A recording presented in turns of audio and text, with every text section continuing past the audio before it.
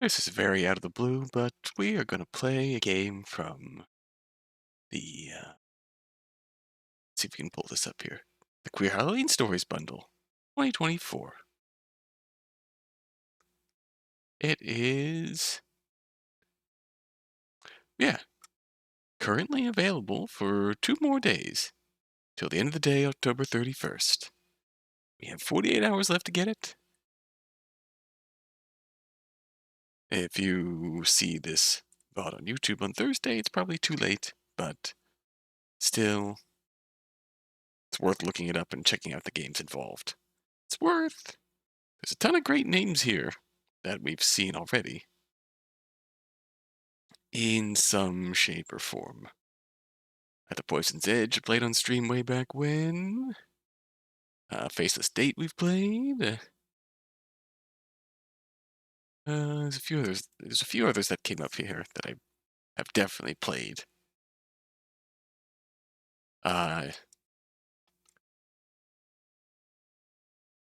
Some up here. Ooh, Devil in the Woods, a book. You can check that out if you'd like books. If you're interested in lovely horror. We have a whole bunch of fiendish fiction. Might have played. No, I don't think I played Nameless or Space Between the Stars. Up All Night's here. We played Life We've Chosen. Anyways, our Wonderland's here. Full game complete. We've played some of the 0282 smaller project side games from Carrot, but the whole project is complete. And one of these days, we're going to check it out. It's a lovely game. A lovely, really incredible story we're going to check out one of these times. I don't know what's going on. Oh, that is not safe for stream. Anyways, have your monster. Ooh, this looks powerful. Violence begets violence. Yeah. Disturbing visuals, audio, text. It's a lot going on here. Goodness gracious. Hang on a sec. We're not going to play this on stream, but we're going to look this up another time. Hi, Pippa. We're going to come back here. And going to start this up. If nothing else, I'm just going to play a cool game. And we're going to hopefully enjoy it. Well, we're definitely going to enjoy it. This is 77 Oleander House. Sorry, 77 Oleander Ghost House Investigation by Runa Liore. And obviously, we have not seen much from this dev, but there's a ton of interesting projects here. I don't know why that art style stands out to me. Become Dirt. But actually, there's a whole bunch of neat brief descriptions on this page. PSX style 2.5D exploration horror game, which looks cool. Which is an excellent style. We see the Higurashi logo. If Eve. When They Cry fan game following the post-canon timeline of Kai.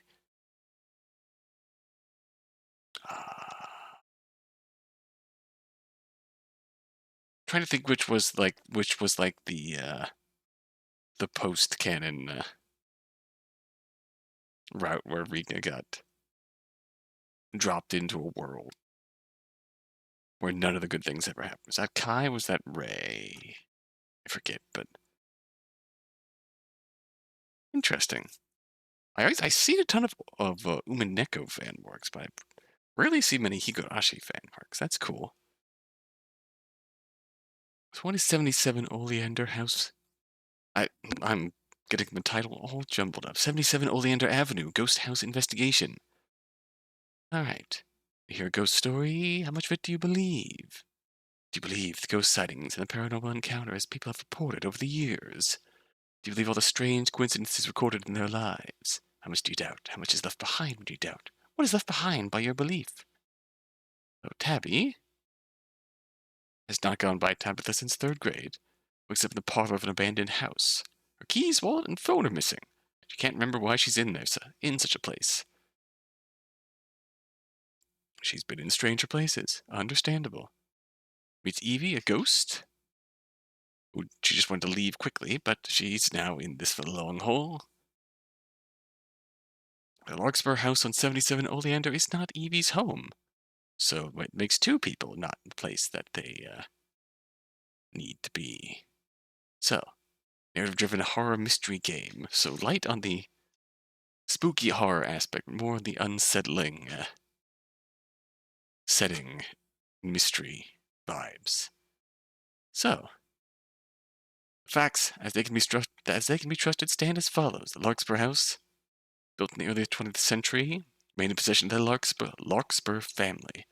The family member died suddenly between 90 and 92. Since that time, it has stood abandoned with only tenuous plans for historic site designation, standing between the property and demolition, or worse, renovation into an anachronistic bed and breakfast.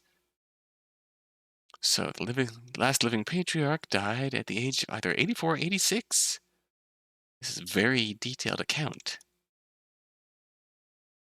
Just of heart failure or overwhelming grief and sadness. So there's two diverging accounts of what happened to old Garrett. 2 years prior, Gloria died in a car accident alongside Thomas on business in Little Rock, Arkansas. They drove over length of barbed wire left behind by construction workers. The ensuing crash killed them both instantly, as well as 3 others caught in the collision. Gloria and Thomas left behind their only child, Christian, who continued living there until his untimely death at the age of 25.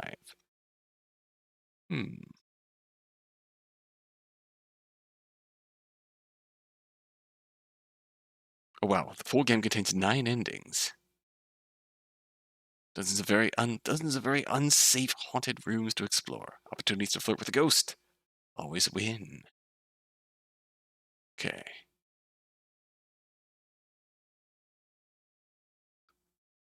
Alright, let's investigate.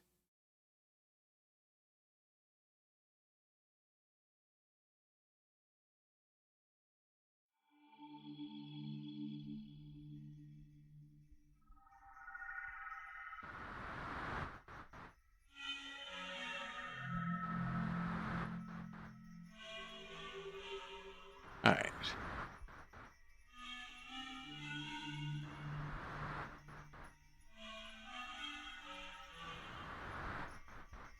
Oh, I like this. Run brightness calibration. Sure.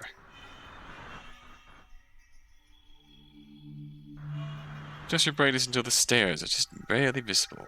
Okay.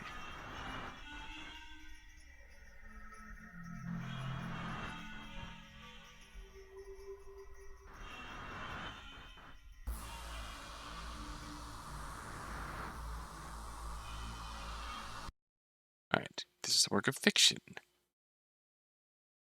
Any resemblances to real individuals, locations. Ooh, body horror, homophobia, transphobia, suicide, other disturbing topics. Oh, that's a concerning. That's a lot of content warnings. I didn't give enough credit in the initial introduction here.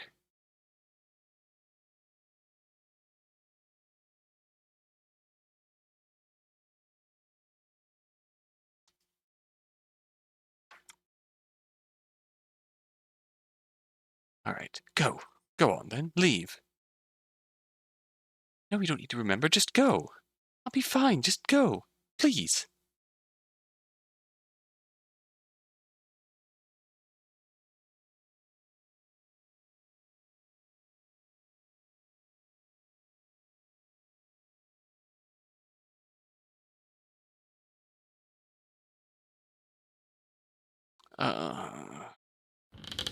Ow.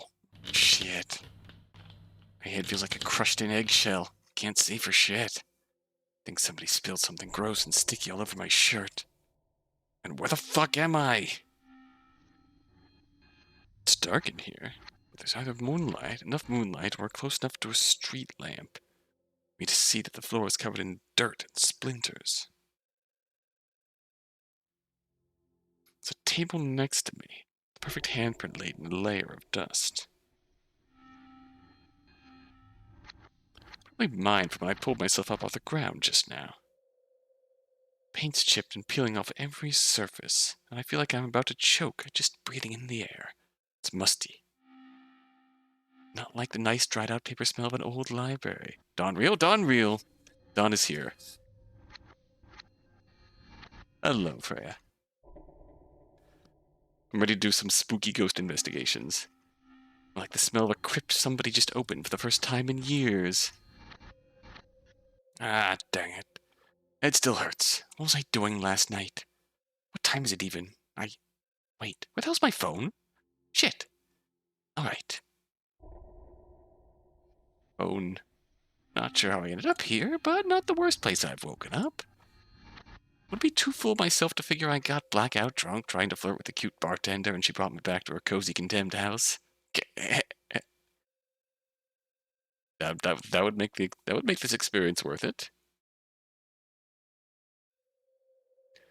Don, when will you do a collab stream of a Liore game? Oh gosh.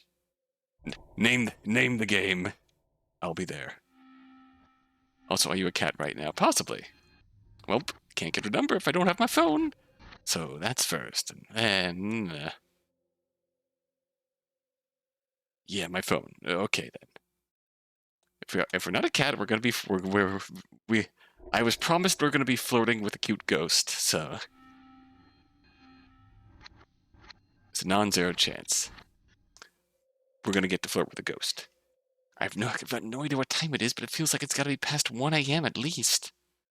It's a digital clock on the floor, plugged into the wall and covered in a layer of what looks like sawdust. The display is either dead or there's no power. The outlet, so I'm willing to bet the lights aren't working here either. We need a chrono jar. Ooh, yes. Honestly, it's not the weirdest place I've had to stay the night. It seems safe enough, though. On a danger scale, this feels somewhere right around Scooby-Doo level. Probably be fine to grab my things, but I don't want to stick around to see an old asshole with a shotgun chase me off the property. There's a small table next to me, a pile of junk cluttered up in the corner, a coat closet near the stairs, a telephone table just through the archway. Gosh, I updated Scooby-Doo levels of danger. As of July 21st, 2022, while the threat of mortal peril was apparent in several of their adventures, the Scooby-Doo gang has never experienced fatal or debilitating injuries in the course of their paranormal investigations. Non-canonical side stories notwithstanding. Tabby often uses this expression to describe situations that are perilous but will ultimately resolve with no consequence. Oh, that's cute. Save here. Dog on the table. Show me the dog. That's a dog. Huh. Yeah, it's a dog. Looks like cast iron. Probably a nutcracker based on its jaws and the bits of pecan shell found around its feet. Bayou, hello! The visual novel protagonist retains the instincts of their point-and-click adventure ancestors, yes. Probably about 100 years old by now. Pretty good for a golden retriever. Maybe she's a Newfoundland. No idea. Nice coat, though. Pet the dog. Dog's fur is tinged with rust and it's cool to the touch. Kind of refreshing in this summer heat. We are in the Scooby-Doo levels of peril. And so we're going to pet the dog. That's obviously the safe outcome. Her eyes are completely worn down, but she's still a good dog. There you go. Good pup. Alright, back to searching. Attempt communication. Speak! Who? Squirrel! Who? Yeah, you're a good dog. Raise the handle. Raise the handle. Wow. Big yawn. Tough day, buddy. Part ways for now. Good dog. See you around. Let's see. Clutter. Set tapes? Oh, hell yeah. Broken retriever? Broken retriever. Broken phone receiver. A dead digital clock that looks like it's from the 80s. Put baby in dog's mouth. Oh no. It's kind of nice, or it probably would be if it worked. I live in the 21st century here, though, sadly. Telephone table? Base of an old rotary phone sitting on one of the shelves, but my phone's not here. Alright, apologies to whoever owns this place. I'm gonna look through the drawers for a second to... Shit. Well, hopefully it was busted like that before. Let me write a note. There's some old Rolodex cards in the drawer I just broke, and a pencil that at least has enough of a point to write with. Alright, hopefully I don't fuck anything else up that bad on my way out. Table, coat closet. Place is absolutely abandoned. Probably private property. Rolodex, so called because it was rolling. It was a rolling or rotating index of cards, often celebrated, often separated by alphanumeric tabs. It was a common device in its natural habitat of office desks and at the side of home telephones. The Rolodex system itself might have been replaced by more comprehensive digital organizational tools. There's no replacement for the sound and weight of cards flopping over as you turn the handle endlessly for your own amusement. Indeed. And you get the little stickers sticking out of each cards to label your letters that you sort through. So go to your A's and flip through your A's and like yada yada. At the very least, gotta grab my wallet, phone, keys before I can get out of here. Apologies for the intrusion. Open closet. No, oh, that's a... Ah! Shit. Hey. You alright in there? Meow? That's a pretty shit cat impression. Come on out. I'm not set to rob the place. Sorry for startling you. I just want to find my stuff and head on out. Hey. Hi? So, you happen to see a phone or a wallet in there? We are really chill about this. Don't worry about your phone. Just go. Leave. Ah! It's pretty quiet for a scream. Okay, let me do that again. Ah! Sorry. You're so scary. So, this is your house? I apologize for the intrusion. No, it's... Well, I do live here, but it's not mine. Well, I'll be out of here in a few minutes either way. I'm Tabby. Sorry that we couldn't meet in a cozier place. Took a hand out without thinking, like I was about to grab her fingers and lift them up for a kiss. She floated up cautiously, and bumped into my hand like she was trying to shake it. I heard the line that ghosts and such make you feel cold whenever they pass through you, but her handshake just felt tingly. A little bit like licking a 9-volt battery. Oh, of course, I'm Evie. Or Evie, I suppose. I actually know just Evie. Anyway, please leave right away. You don't need a phone that badly, do you? You must have one at home. What year do you think this is? Never mind, don't answer that. I promise I'll be out of here as soon as I grab my stuff, so don't worry over that. Should I just close the door, or are you coming out? Secret ghost type evolution. Oh gosh, yeah. The closet door swings shut on its own, too gently to even latch. A pale blue light flickers, and the door swings again, still too softly. Should I help her out here, or... Wait, no. Damn it, this isn't working. Anyhow, ma'am. Ah! You alright there? You just startled me, again! We're scaring the ghost. Anyway, how about I go find you a different phone, and then you can leave, is that alright? Considering this lady's probably never even seen a cell, I'm not sure I could leave this up to her. So I'd like to just leave now and drive home. I don't have much of a chance at finding out where I am, much less where my car's parked without my phone. Of course, I can't get the car to go anywhere or get back in my apartment without my keys. I'll help you look if that's alright. It'll go faster if we... hold on. Hold on, I can't... Ooh. Why are bodies so heavy? Well... You... Here... Are you trying to possess me? This is way too far past first base. Well, damn it, almost fell over flat on my face. Evie, you still here? I guess not. Alright then. Let's get what we need and get out of here. The part is empty aside from the areas I already checked, and another look into the coat closet doesn't turn up anything beyond the smell of must and dry rot. There's a few doors that seem to lead into side halls, but they're all either locked up or jammed tight. Let's hope that drunk Tabby wasn't somehow able to get in there. There's another open archway that leads into what looks to be a dining room. Then another short hall that leads to 2 sets of stairs, one going up and another heading down. And figure out how I ended up here later. Right now I just need to pick a place and start searching. Ooh, okay.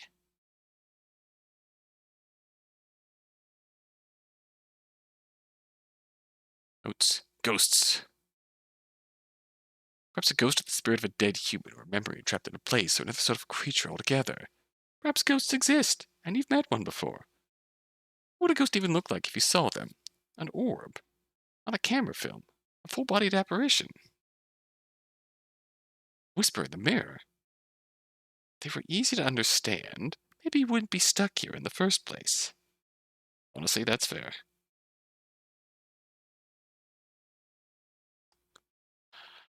Okay, where are we going? Where are we dropping, gang? I vote we go upstairs.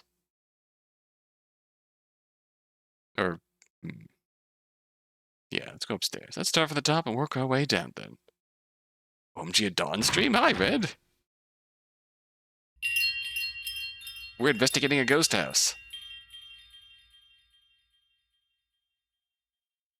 I've got no idea where I'm going, and so in a way, it's a miracle I found a set of stairs up to the second floor.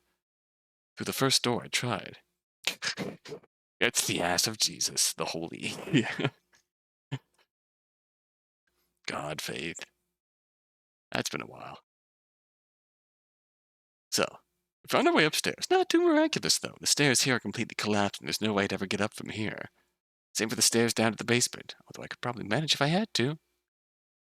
Falling 20 feet's a lot easier than levitating up a few yards. Can't do light as the feather, stiff as a board on your own, sadly. This is a dead end. The only thing left here is a scratched-up all table, some initials carved inside hearts on the rails, and a faceless portrait. Predictable enough, those things like the dandelions and pine cones of haunted houses. They sprout up when the environment gets creepy, and you never have to even look hard to find them. Portrait's old, but no older than the rest of the furnishings here. Considering it's bolted to the wall, it's probably part of the original decor. There's a nameplate underneath it. Nope. It's too scratched up and the light's too low in here for me to make out what it says. In any case, someone hated this sepia-tone bastard. Or at least his face. Okay, next try. Stairwell connected to the kitchen and dining hall is intact, but the door at the top is jammed stuck. At its frame. Stuck? The stairs in the entryway where I woke up had a 6-foot gap in them near the top, so no good there either. I'm strongly leaning toward just testing all the stairs to see if I can rule out the second floor entirely. Ah. Fuck. The whole stairs seem fine. Completely solid. Leading up to an open doorway. And they barely even creak. Damn it. I have to explore the second floor now. Alright, here we go. What do we got?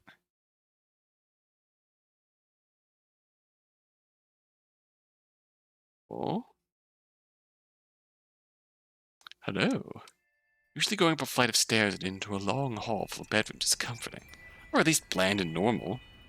Most days of the week I climb a few flights of stairs and go down a short hall to get into my apartment, so the notion feels kind of like coming back home. The top of these steps, though, I feel like I've just stripped off a raincoat 2 minutes before a thunderstorm. The ground floor was a wreck and whatever. Wasn't gutted bare, was covered in filth, but it was open, decently stable, and had a clear path to the exit. Up here the rugs are still laid out neatly with their tassels barely out of place. The lights are dead, but their bulbs are all patiently intact. And the floorboards sometimes give almost a full inch when I shift my weight on them. Looks preserved, but too delicately, like anything I touch could shatter. This is all secondary, of course, to the fact that there's no easy way to get outside from up here, unless you're cool with defenestration, which I could be, depending on how this goes. A few steps down the main hall almost reassured me.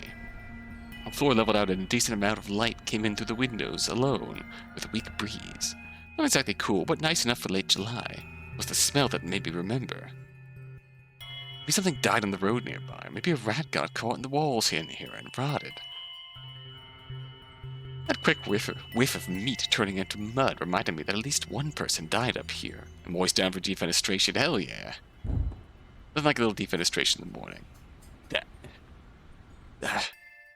Shit. I don't. Holy hell. Getting a few dozen memories crammed back into your head all at once feels kind of like being pistol whipped. Feels like my brain's an hourglass full of scrap metal and a few pieces just shook loose enough to fall through the bottom. I remember though, this is 77 Oleander, the Larkspur house. Someone, maybe a couple people died here. There's a grandfather and... Shit. Nope, that's it for now. It'd help if I remembered what time I got here, but knowing it's part of work probably set me at 10 or 11 that night. I think I know where I set the equipment up, but can't get a good grip on that memory. Probably be smart to leave now if I'm in a state like this. Wait. No. If I leave now, I can't actually go anywhere. At least if I find my keys, I can drive home and crawl into bed. If I get my phone, I can call Shaz or Jonah. Same plan as before in that case. Find my shit and get out. Alright, let's start with... going back downstairs! There's our girl. We'll come right back to you. Alright. Paranormal investigation. So, conducting research and investigation into supernatural, paranormal phenomena, including but not limited to ghosts, poltergeists, psychic powers, other related concepts. Cryptid research and UFO hunting, sometimes considered that. The methodologies differ significantly from the research Tabby and her colleagues conduct. As with any field of study, whether recognized as legitimate by broader scientific communities or not, there are standards and practices regarding acceptable, reliable, and valid forms of investigation and data collection. Likewise, the methods used what we might colloquially consider ghost hunting have evolved significantly over the past decades and centuries. Recording EVPs, utilizing dowsing techniques, communication by Ouija board, verbal and infrared measurements, video and time-lapse photography, overnight observation, one of the most commonly recognized methods. In 2022, where this game takes place. The game takes place in 2022, so... Let's see. This is our evidence here. So, background. These are memories we picked up from going upstairs. Tabby arrived late evening July 20th. The house itself has remained abandoned for nearly 30 years. Following the deaths of the last two members, every member died by accident, illness, or unknown means between 90 and 92. Garrett Bertram Larkspur died in 1992 of congestive heart failure. His only daughter Gloria died in 1990, a terrible accident. So I found an old portrait dated to the 80s. Man sits precariously as if posed in an uncomfortable position by the photographer. His face may have been ripped away with significant vigor. The nameplate reads Christian Larkspur. Oh, okay. We weren't told that. Anyways, hi Evie. Going back downstairs? No, not that. So she is real. Or I'm still hallucinating. Either way is fun in a place like this. Really? But I happen to know that you never set foot on the second floor. Not even once and not for a second. Since I've been here the whole time, I can guarantee there's absolutely no way if any of your things are up here. Which means that it's only a waste of time to look around up here. It'd be faster if you just... Hey. Yes? That's your DSLM on the tripod over there? A what? That's what I thought. Give her a pat on the head? Body? Orb? Pet your ghost. Anyway, at least part of my equipment is set up just ahead, so maybe this will be a short trip. Not that lucky, but maybe I was that sloppy. Ooh, hello. Oh, thank fuck, the camera's alright. Most of the equipment I cart around for ghost hunting is stuff my boss paid for. Half of it used and half of it outdated. I think it's better because spirits do better at interacting with older tech. Which is mostly because he's one of those assholes who thinks every speck of film grain and every audio artifact is proof. Also, he's a cheap bastard who only buys stuff secondhand from his friends who can guilt them into a discount. Ah, that asshole. This camera, though, this is mine. I got it, hell, can't remember exactly. Earlier this year, I think? May not get any ghosts on film, but there's a lot of good shots in old houses like this. I guess that part of the job's turned into a hobby. Yeah. What is it? Oh my god, did you find a ghost? Says the ghost. I glare at her. Evie's bobbing up and down like she's waiting for a punchline to land. Damn it, she is cute when she does that. Nope, not surprised though. Never seen anyone catch a ghost on digital camera. It's got some nice shots of the hallway. Oh, oh, oh. Wait, what's that? Isn't that a face? Huh? No. It's just some mess that probably flew in front of the camera. Dirt in the air or something. Oh, that blurred.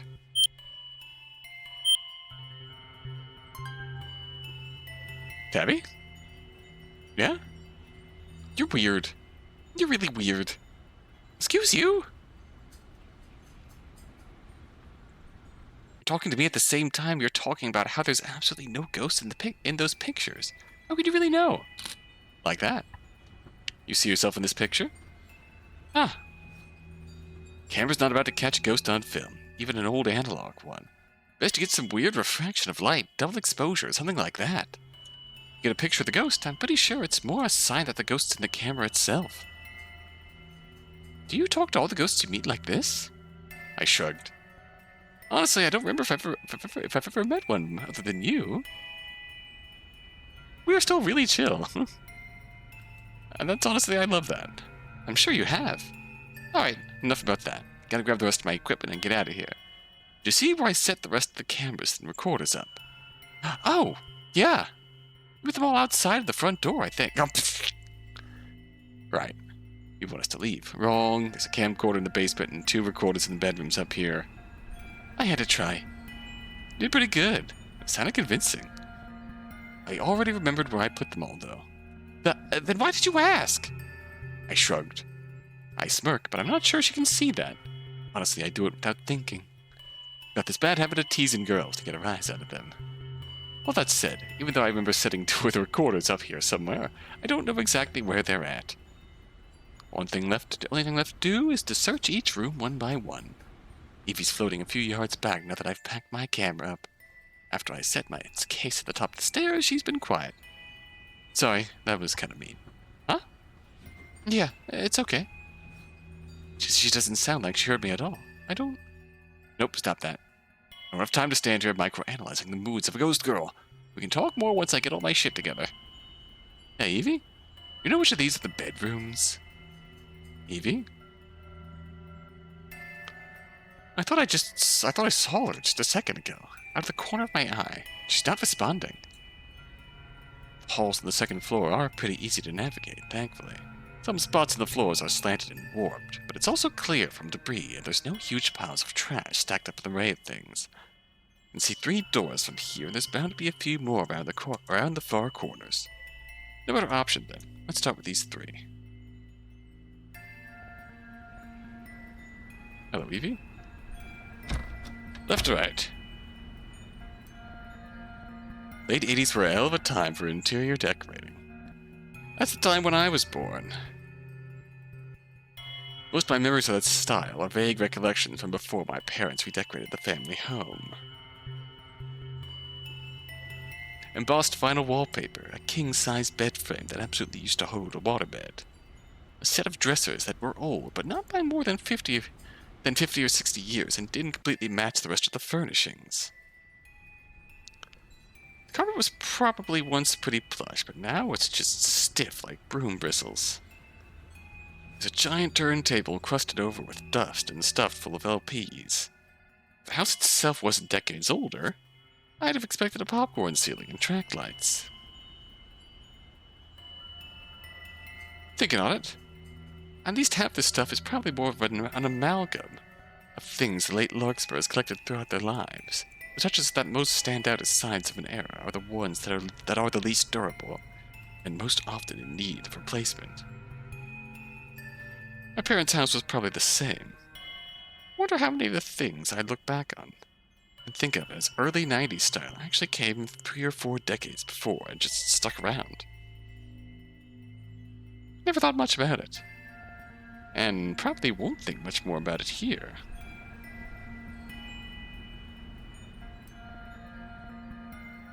I got a recorder to find, and Evie if she's still around. Waterbed. The complete home. Paid of life. That's a nice old drawer.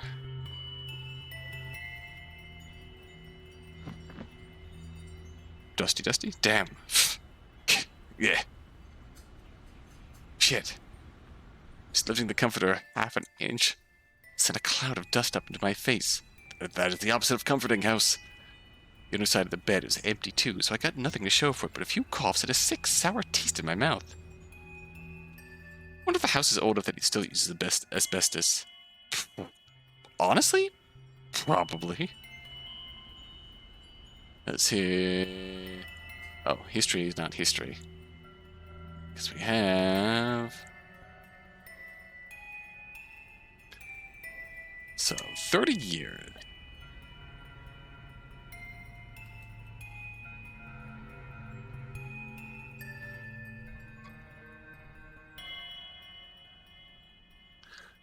I believe the house... I don't know if we've been told the origin of the house yet, but it's definitely 70s or so.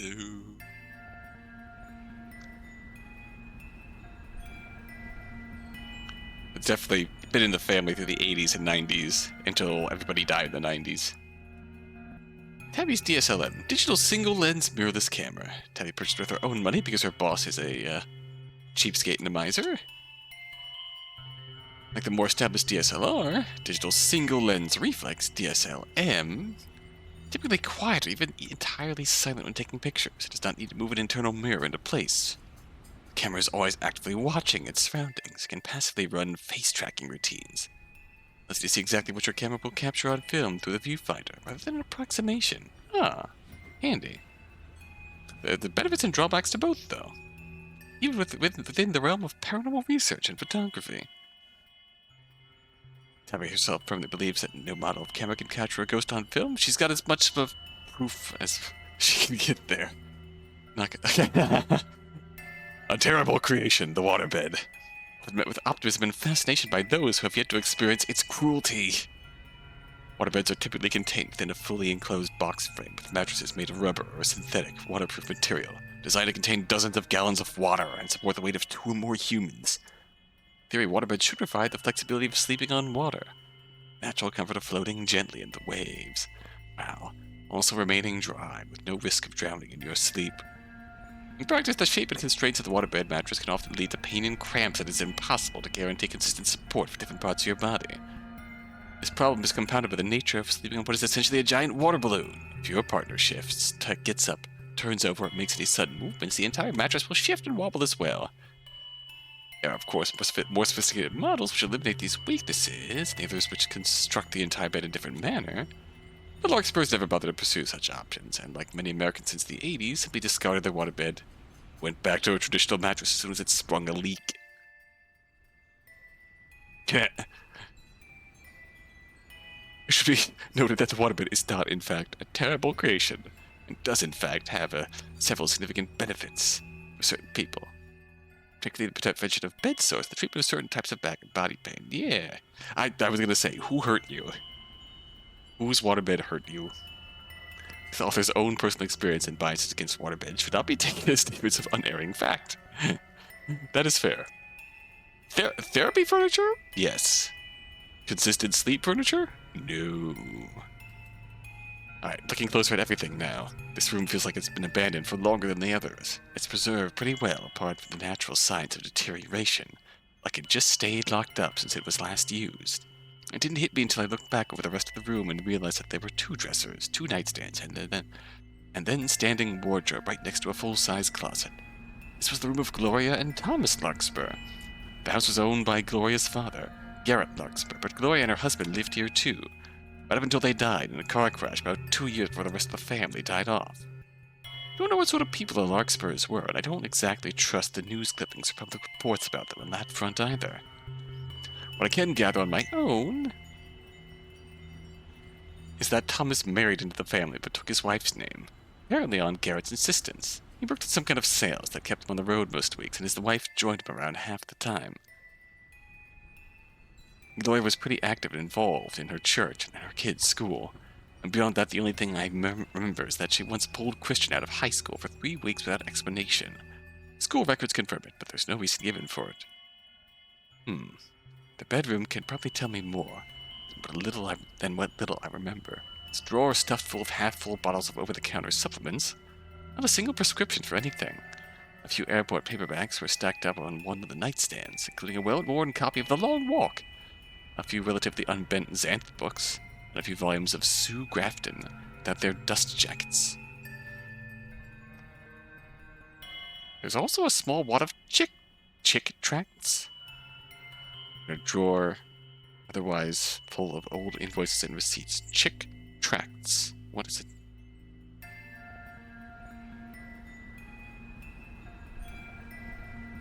Oh, evangelical gospel thingies. Yeah. Well, yeah.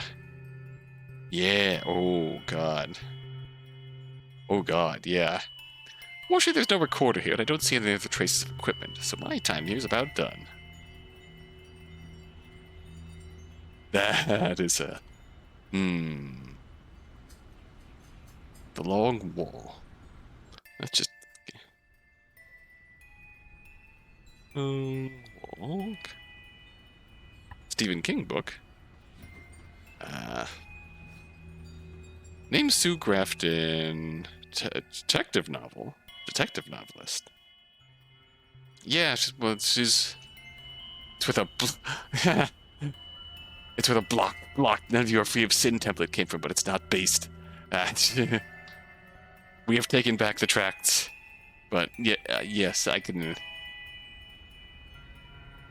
Chick tracts, so then are religious comic snippets in a very religious Afton.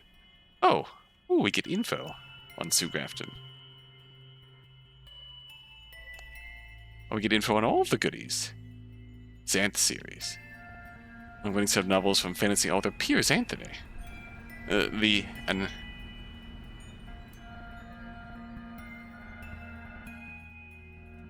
One time I spotted one tucked away between the bus seats. Was specifically from Jack Chick. Damn you, Jack! Piers Anthony. The rare actually based Piers? Gain increasing criticism into line. Okay, possibly not Piers. Not based. Increasing criticism and declining sales of the 21st century. So... dated from its time. The Xanth series.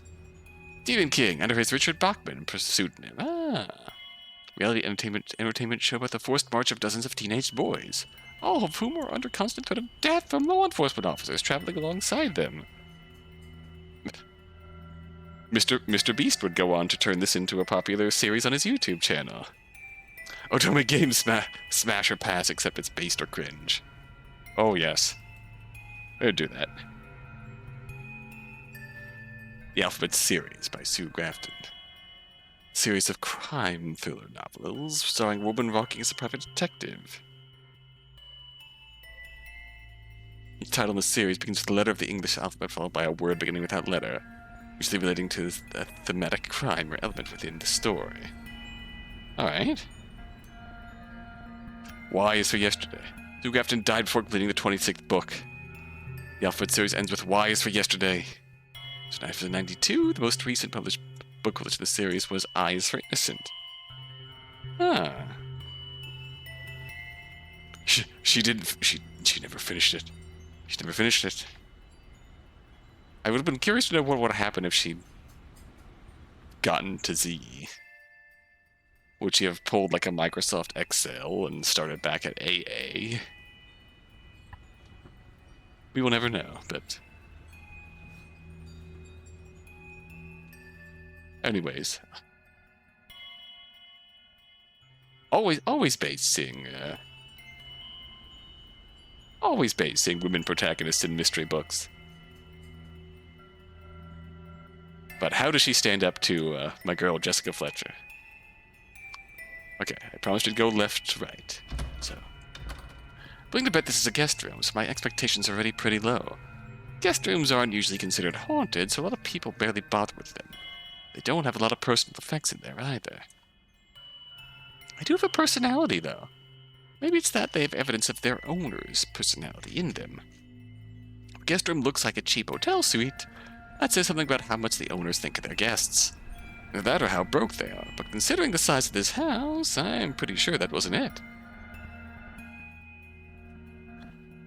My parents had a guest room in their house for a while, after I moved out, but before they moved into a smaller place. My mom would decorate it with all sorts of random family photos. Dad's old service awards, craft projects, and all the decor she picked up on a whim that didn't fit anywhere else. It was kind of weird and overwhelming, but you kinda got a feel for the sort of people who you were staying with when you crashed there. I had to guess what sort of people the Larkspurs were, based on the way they set this room up. They were probably 1. Repressed. 2. Frigid. 3. Isolated enough that this room never really got used more than a few times. So what I've learned from the kids here, they liked mystery and fantasy books, and the parents probably shoved the chick tracts into their drawers. It's an unsettled message here. A couple chick tracts and a Gideon's Bible litter the lone nightstand. The writing desk in the corner is stacked with a set of 1989's National Geographics. The recorder, pretty much as I expected, but just for the hell of it. What? We silent? Why are we silent? What? Why? What? Just for the hell of it, why are we standing here? Hey, what's going on? Hey, I don't like this. You good? You good? Oh, hi. What are you doing? I see you under there. Hi. What? Why?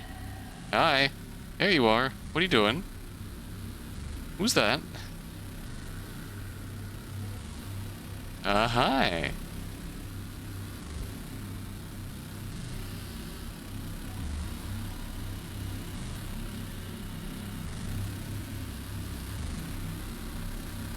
I don't like this. Yeah, nothing here. That tracks. On to the next one. Girl, please. What was that? Did you know that Harry Potter leads to evil? Obviously.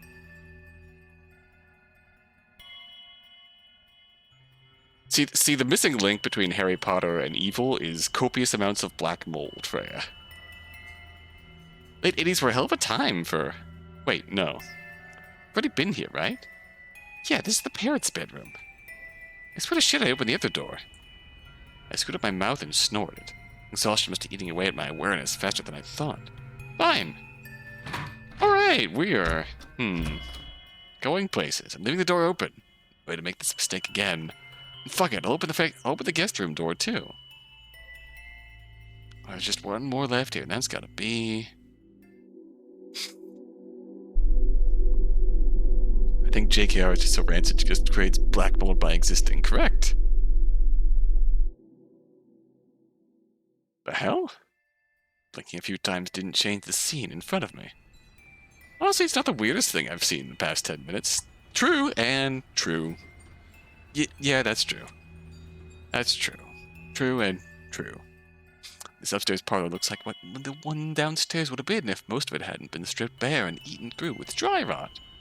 We even got potted hedges in the balconettes to make it look like we were on ground level. Not a damn clue why. It's disorienting as hell. The furniture here is pretty basic. Cherry wood coffee table with inlaid oak. On the rim, surrounded by a half circle of 3 tall backed armchairs and a love seat. As the chairs are all deep blue with tufted backs and nailhead trim, it looks like a group of cops. There were cops closing in around the poor coffee table, which probably just stole a single bag of combos by accident.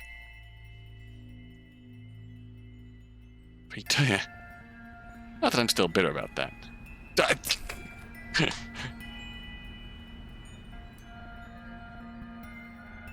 The rug's been eaten through by moths, or maybe just time. Now the paisley pattern on it looks like a garden after a herd of snails passed through. You have such colorful metaphors for things, it's really fun. I'm enjoying this. There's stuff scribbled on the peeling wallpaper, but the wood underneath is too dark and the writing's too faded to make out. Moth alert!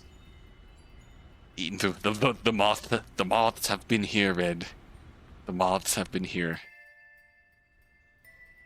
A few pieces of trash and a cigarette filter are piled in the corner, but the main thing that catches my eye is the clumsy ring of half-burned candles set around a lopsided pentagram near the fireplace.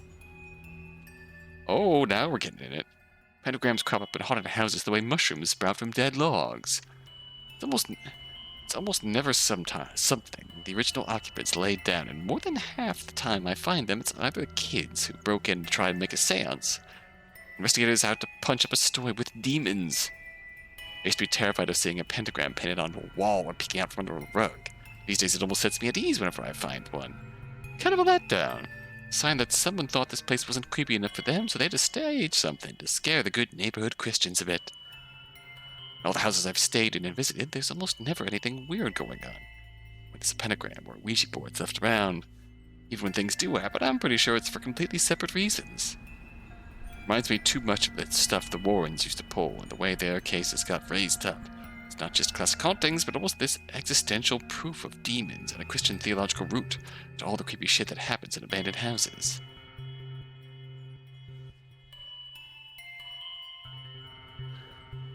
In the 70s, a house on 112 Ocean Avenue in Long Island was the site of a real family murder and an alleged demonic haunting. After a man shot and killed his entire family in the home, another family moved in, and within a month, they fled. Levitations, seeing giant demonic pigs, finding a tiny hidden red room in the cellar. Red room! Cold spots. Poltergeist activity, and apparently all happened there in the span of 28 days before the family left. And of course later on, a lot of people came out to explain how they'd made it up for profit, embellished a lot, and just fabricated more of it. That maybe the father of the family was just an abusive shitbag, and it's not because of a demon. The Amityville Horror was one of the first hauntings I learned about growing up. And one of the first things that frustrated the hell out of me. Every source I found was either in full support of the haunting, or fully believed it was all a cash grab and a fabrication. Logic behind each argument is fucking insane. Inane even, but it still, point stands. People who believe the haunting usually say that it resembles other accounts. There's no reason to lie, and it's too fantastical to be fake because you'd come up with a more convincing lie. That was verified by too many people to be a hoax. Most of the people who say it's a fake claim it's been admitted as a staged story to sell books. That's completely unverifiable, that there's no evidence to support it. Long Island mention. Red is the tiny red room yours? Gosh dang it. Thinking about I'd love to buy a house where a shitload of people died because those tend to have lower rent. I mean, yeah. Yeah. Like Freya, there's the house in the home safety hotline that's like a few $1,000s, but it's like overgrown with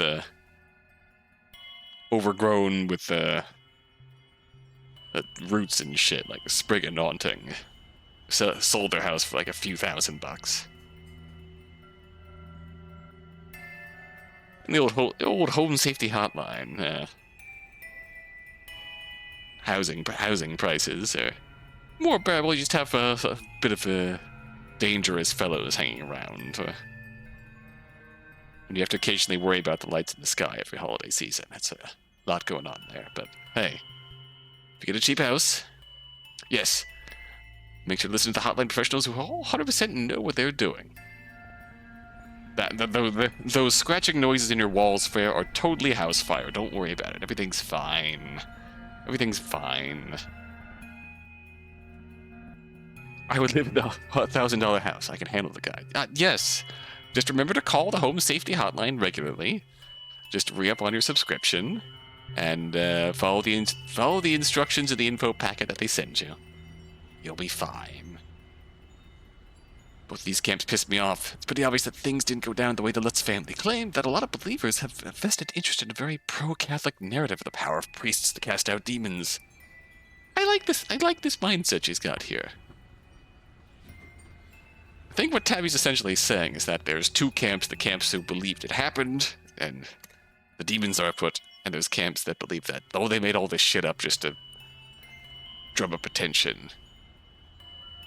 And I this coming in the middle of it. Because that's like, that works with the way I think about things. Like,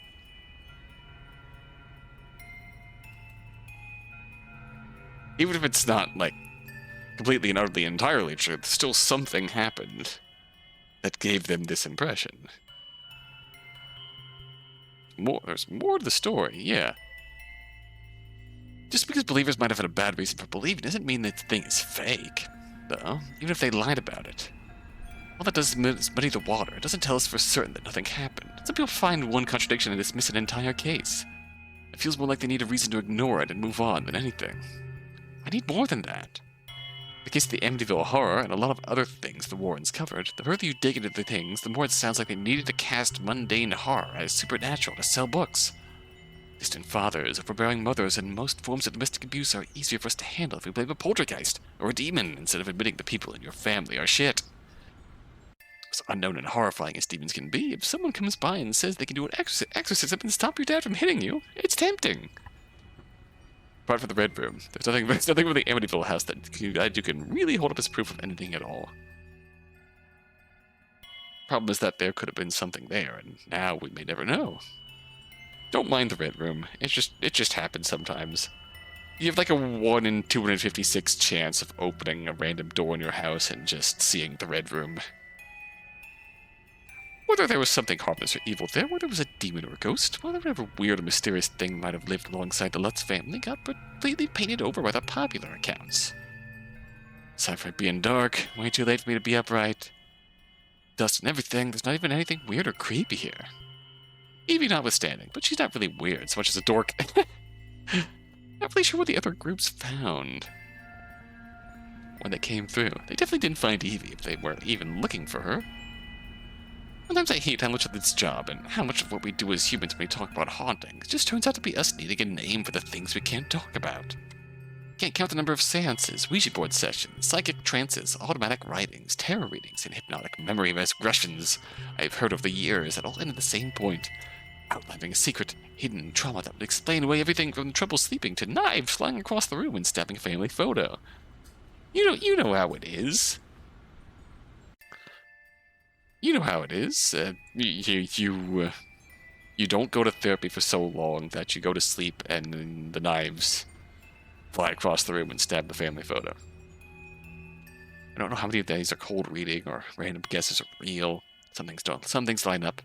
Other times it's a huge stretch, and where there's usually no way to confirm or refute it. A lot of it though, feels like we're making up horrible shit to cover things we don't want to deal with. Or just as entertainment. I can relate to Red. Have you seen the Halloween couple costume with Benadryl and a hat? Oh, yes. Yes.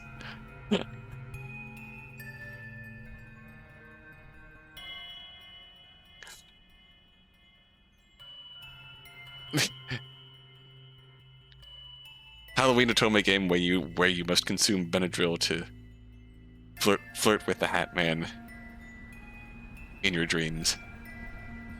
Not like I'm innocent in that though. How long's this been here anyway? Looks pretty recent. About 6 weeks. Oh, hi Evie. Hey, welcome back. And sorry about before. I think, or maybe 2 weeks. Sorry, time gets hard to track. Don't worry about it. If I really need to figure it out, I can just listen to the podcast about this place and see when people start mentioning it. Most sorts go fucking rabid for a cheap pentagram on the ground. Pretty good odds that's one of the groups that came by did it too. Sorry, I don't remember. There's definitely something wrong with Evie, and it's not just that I teased her too much. It seems like she's barely here, and I'm not sure how much she can hear me right now. I know, she's a ghost. Not sure what I expected, but it still feels like she's straining herself just to be here right now. Probably left by someone who did a lock in and couldn't get enough material. Lazy shit.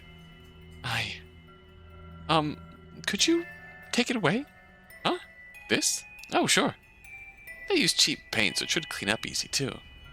Sorry. You sound so brittle right now. I'm sure it doesn't help to be up here reminded of assholes putting fake demon summoning shit around where she spends all her time. It's her house. Don't deface her house. The candles were half stuck to the floor, but they came up pretty easy. Paint almost rubbed right off with the dust. They didn't even bother to clean the floor before they sprayed it down. I don't know how likely it is that leaving random pentagrams and shit around would invite demons or whatever into your house, but it's rude as hell either way, right? Shit, they left the wires around and everything. If you want a fake seance, at least clean up after yourself. Oh, I can use that wire. It's much easier for me to move things with them than trying on my own. In fact, could you help me set some up? It'd probably be easier for me to scare people off if I have traps and things set up in advance. Sure, what are you looking for? Tabby, what are you most afraid of? I need something that'll scare you so bad you leave right away. Me? I'm terrified of hot girls bringing me $1 million. Evie flickered at me. That's not really the sort of clever retort I was hoping for. Shut up, I'm tired. I laughed, and I think Evie did too. Maybe I just wanted to think she had. Thanks, Tabby. No worries. You okay? Yes. Yeah. I'm alright. Cool. Neither of us sounded convincing. No recorders here, though, so time to check another room. Right. I love these two already.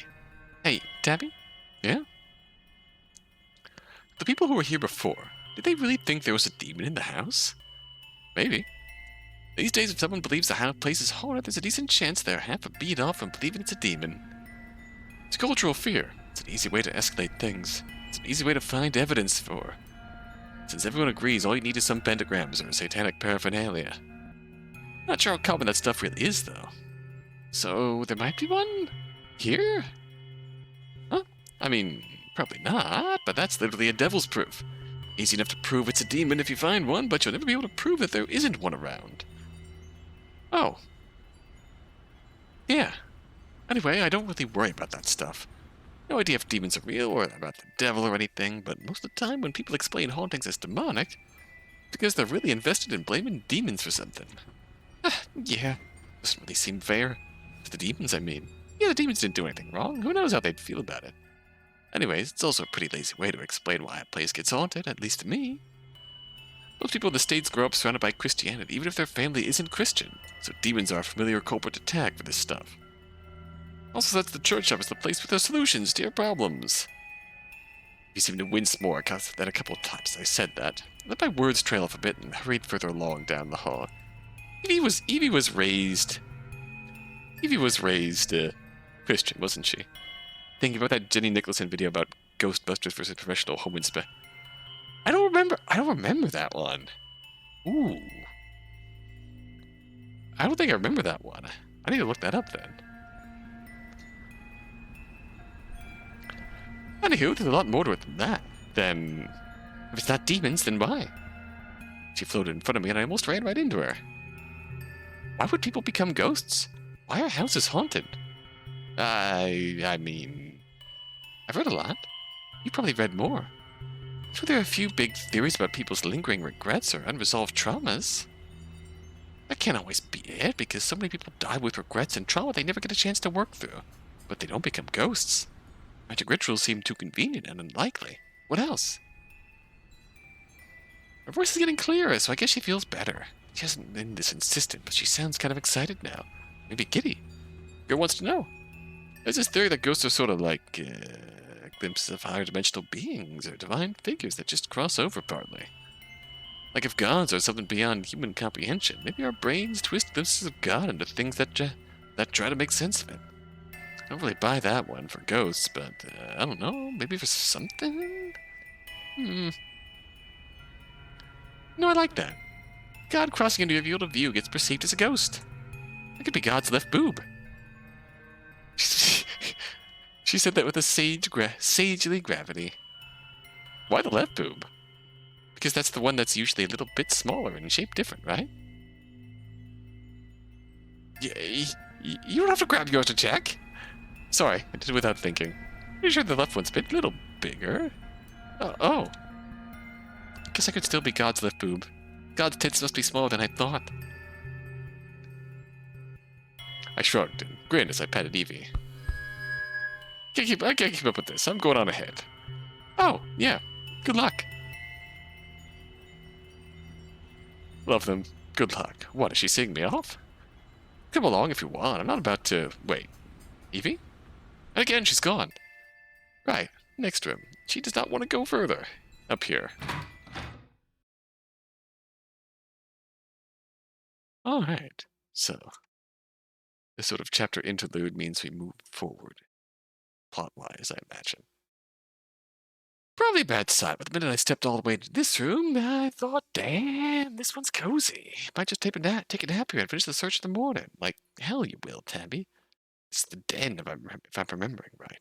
It's a fireplace, a writing desk, a table that wobbles too much, and a pair of huge glass doors leading out to the balcony. So narrow, I probably couldn't fit on it.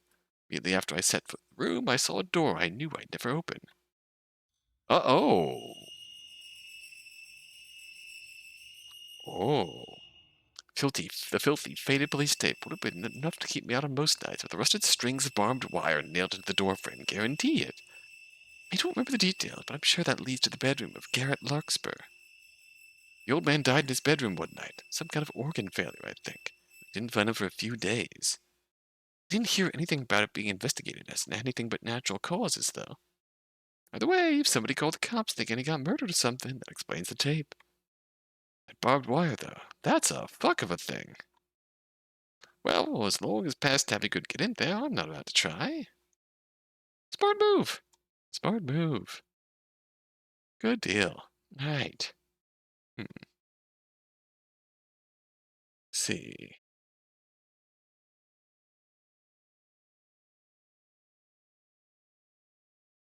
Evangelical Christianity. Yes. Baptism. Being saved or born again. Need to proselytize and convert others. Believe that the written word of the Bible is literal, infallible, and contains the most vital directives for human life and behavior. Evangelicalism is not a single denomination, rather a type of Christian practice and belief. It spans many denominations.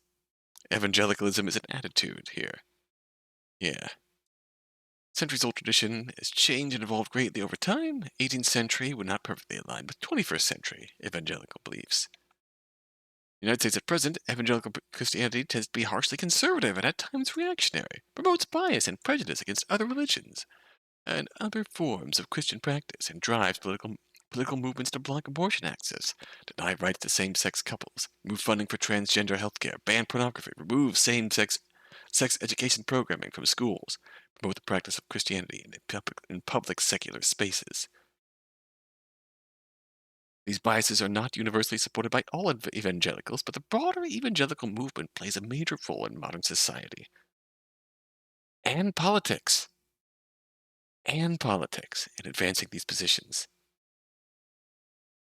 Children raised in evangelical households are often taught that obedience to adults and authority should be absolute. The world, particularly the secular and non-Christian world, is an enemy they must defend against. Often that the end times are approaching, and therefore it is vital for them to be as devout and observant as possible, as consistently as possible, as quickly as possible, to ensure their place in heaven at the time of the rapture.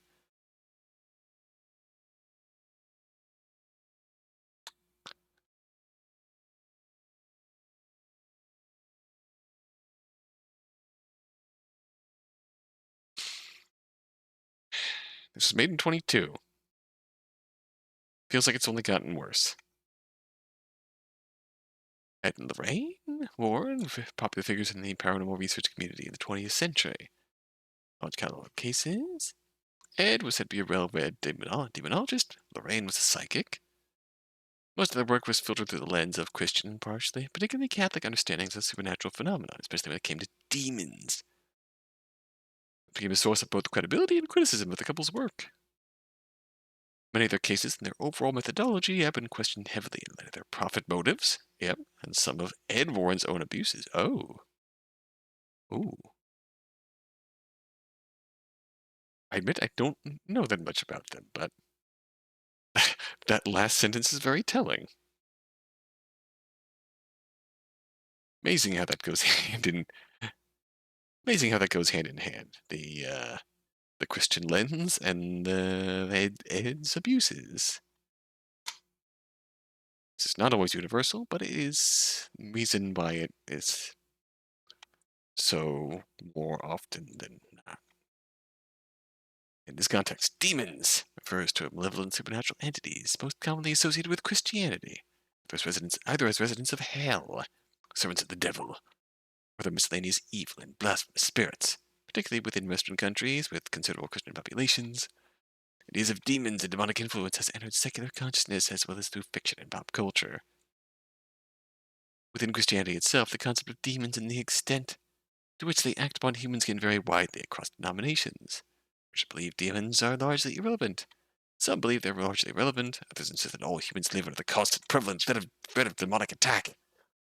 Within evangelical Christian communities, demons are typically described in one of two ways, either with a specific name and identified as an individual demon with a storied history, or as a demon responsible for a specific sin or temptation. This way, possession could be attributed to a group of generic demons, such as the demon of pornography, the demon of sodomy, the demon of gambling addiction, or the demon of waterbeds filled with pudding, in reference to the sins which a parishioner is thought to have committed while under a demon's influence. Den-related things. I would have a place you lovingly refer to as a den. Books here in the den are mainly reference materials, old atlases, family rearing. Oh, and about 30 different Bibles. That's a lot of Bibles.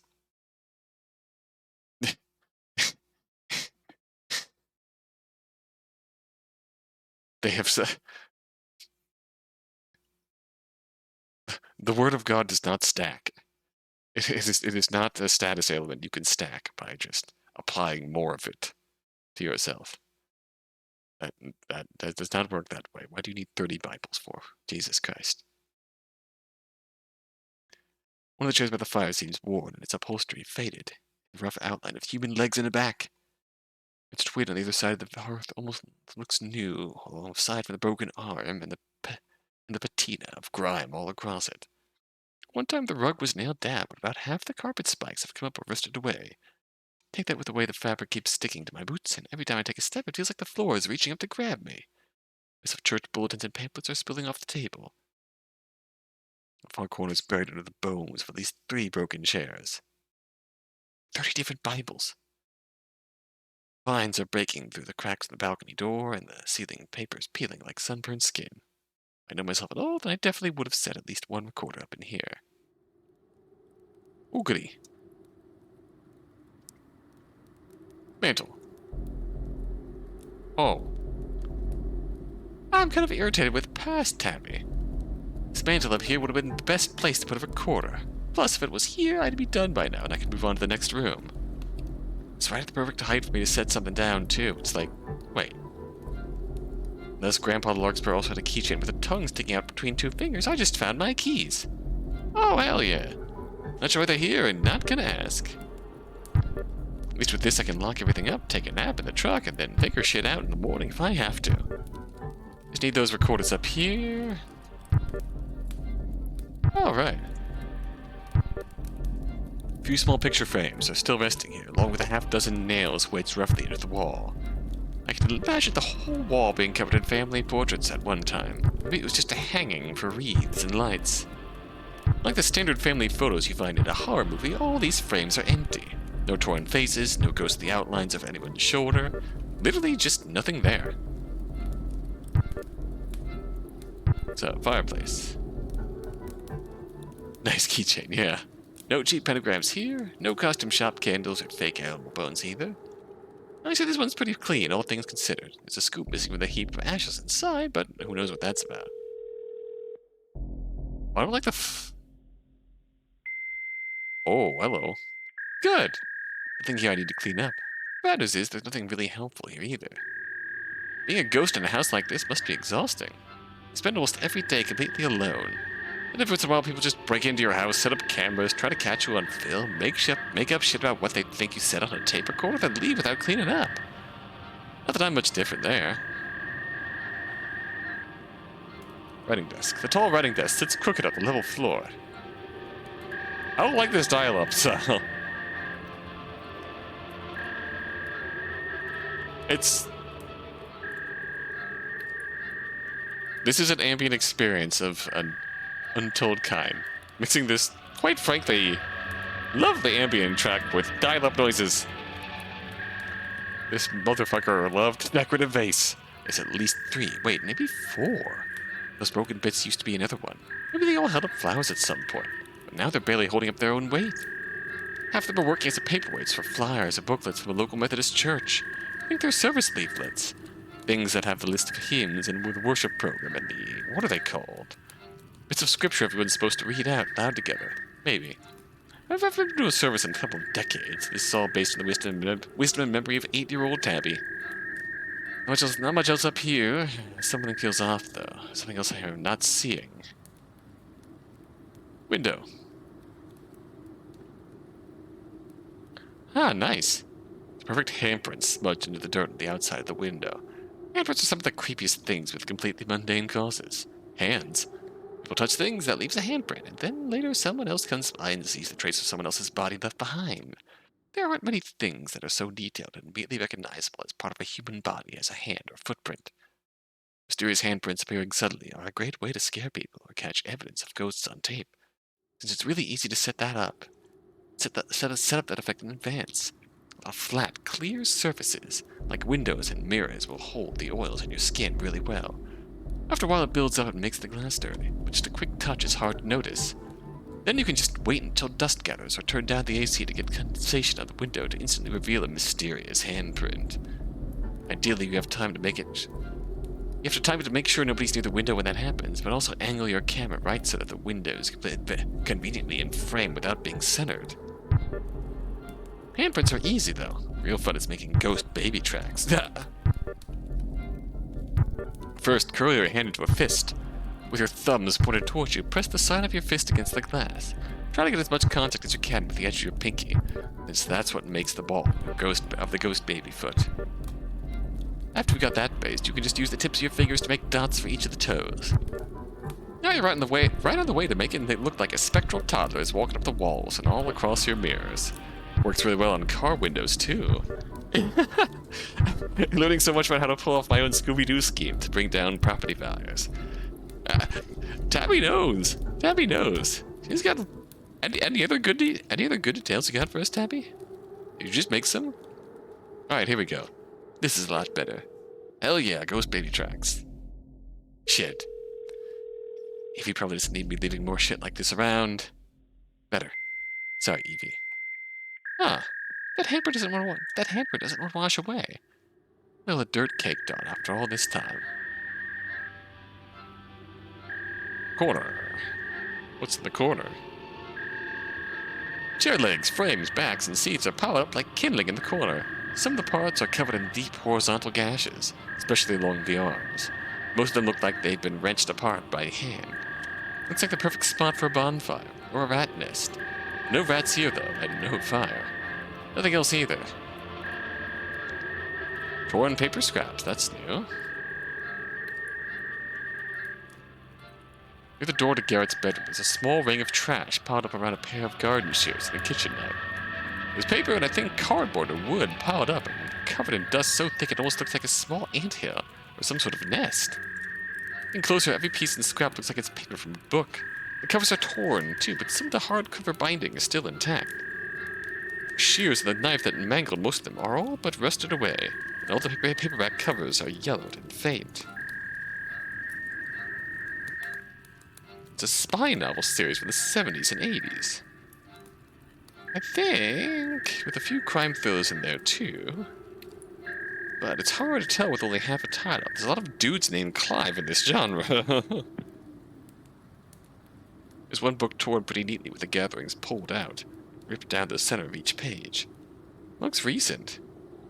Maybe from the past month or less? My bet is that it was staged by a group from here.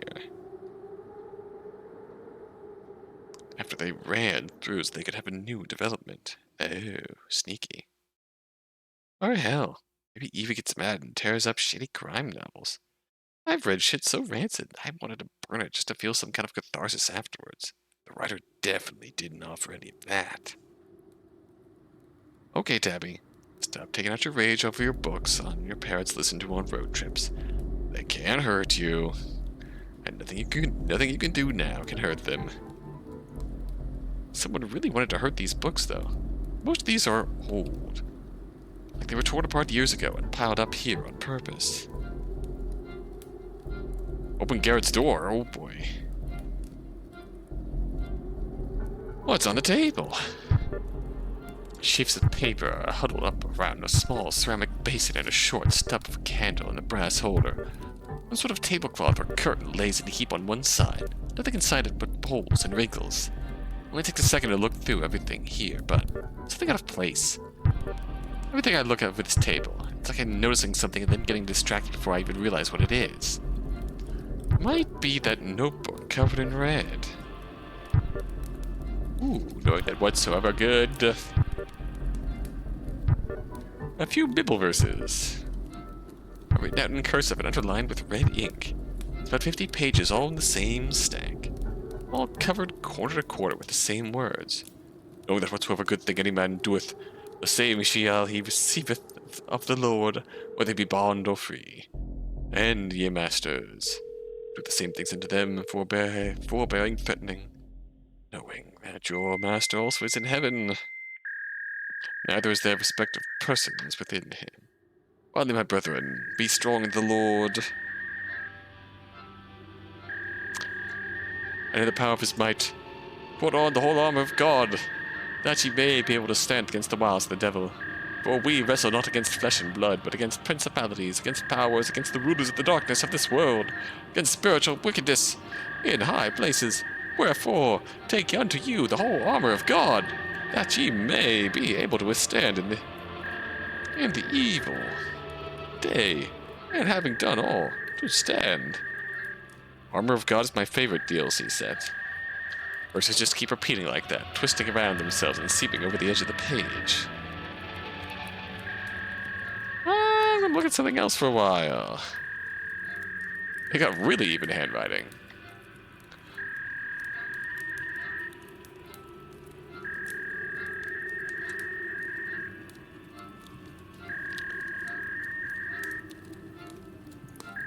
Got a lot of notes here. Epistle to the Ephesians 10 through 16.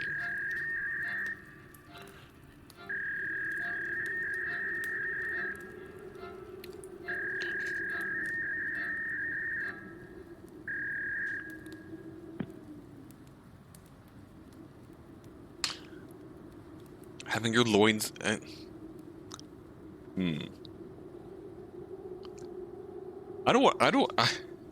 don't know about you. I want my loins girt about with truth.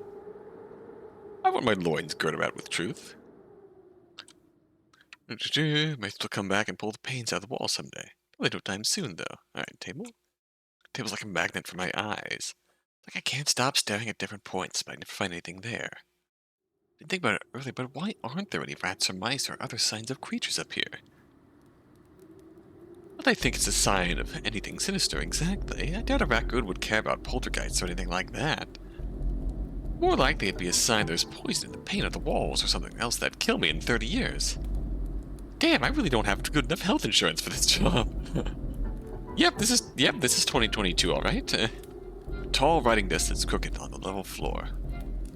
Oh, we didn't actually look at this yet, did we?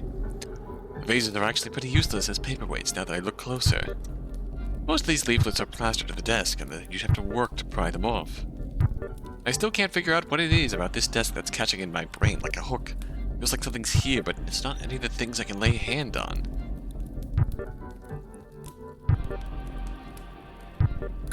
That's it! The mirror! The mirror on the wall behind the desk. It's completely clean. How? Mirror? This mirror is completely clean.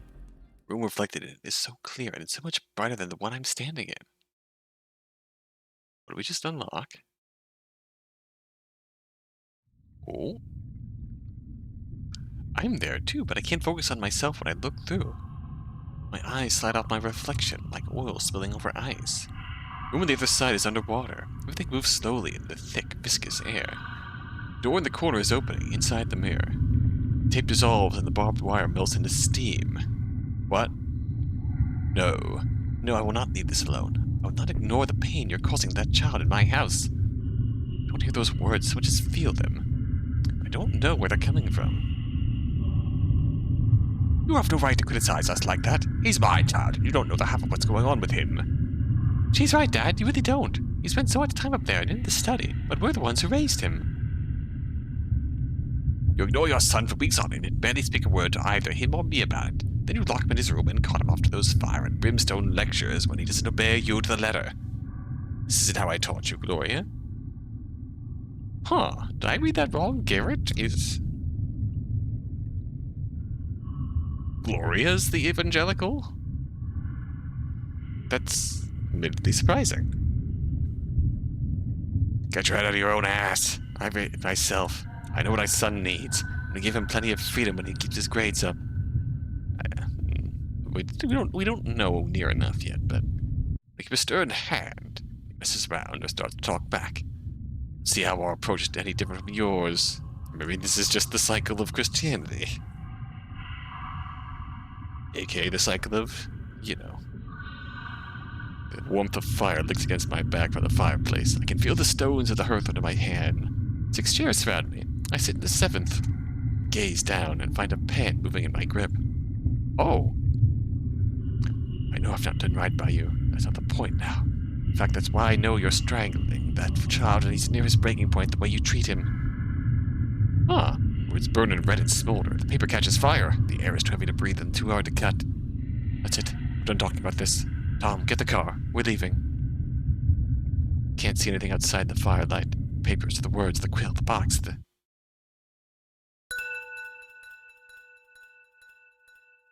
There we go. Ah.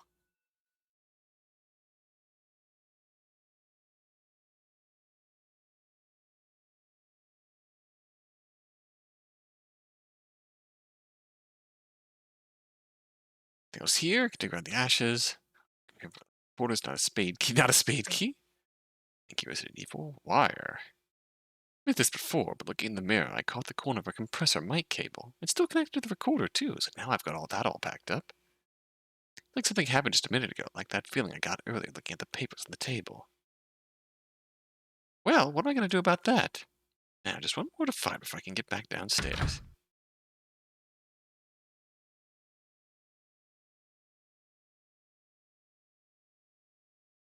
It feels like we saw something we shouldn't have. I want to try one thing. Are you sure you want to open this door? Open the door. Nothing good will happen if you open this. Open it anyway.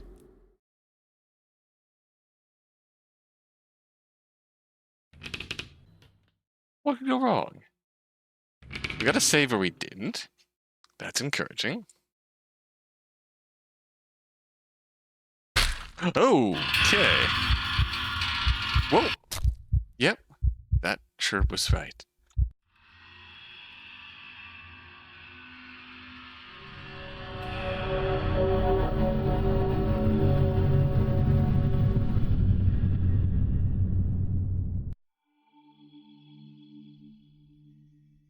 Point taken. Let's not do that. I don't think she notices me. It'd be bad to sneak up on her, right? Evie? Hey. Ah, Tabby. You looking real faint. Damn, I thought it was being quiet. No, you were. I saw you. I was just thinking about other things. Cracked a grin. You don't have to keep me company if you're tired. Just got one more recorder to grab, then a quick trip downstairs and I'll be out of here. You found your keys? Yep. And your phone and wallet? Damn it. Forgot those. She's laughing. Her voice sounds so much like a breeze through wind chimes. Fine. I'll grab the rest of the morning if I don't find them on the way out. Can't you just leave now? No one's gonna come in and steal your things before morning. Maybe what tries I can scare them away for you. Like you scared me away? Well... You're leaving soon, right? It's working. Stop trying to be brave. It's okay to admit you're terrified of me. That's right. I'm absolutely about to piss myself silly. She laughs again. I think. And I patted her on my way down the hall and around the corner. They're cute. The upstairs here makes a big loop, right? We just make a We just passed the broken stairs down to the parlor, so we're almost all the way around now, I think.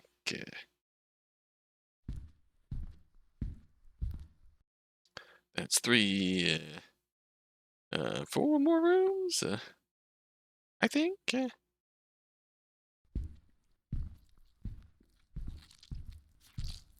Oh, that's squishy. I don't like that. Oh, hell, what gross shit did I step in just now? Wet carpets are so fucking...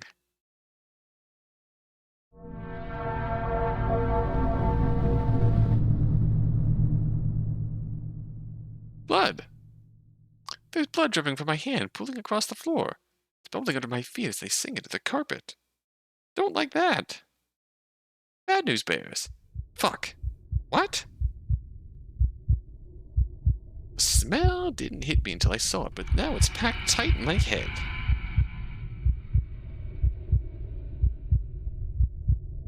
My body still aches, but my hand feels fine. No cuts, no holes, no torn off skin. Cool, not my blood. There's too much of it. The whole carpet's soaked.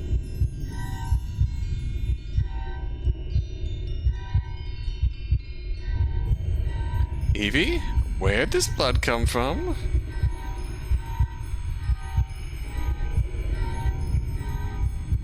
Evie?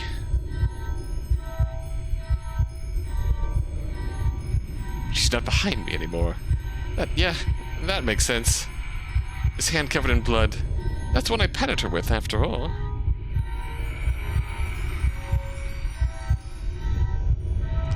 She must be here somewhere. She was in the hall behind me, and there's no blood trail in either direction. Evie?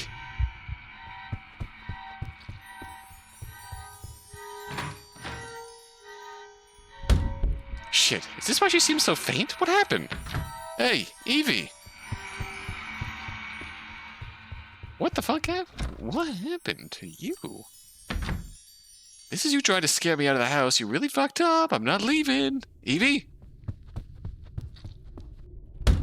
Evie! Oh, more blood.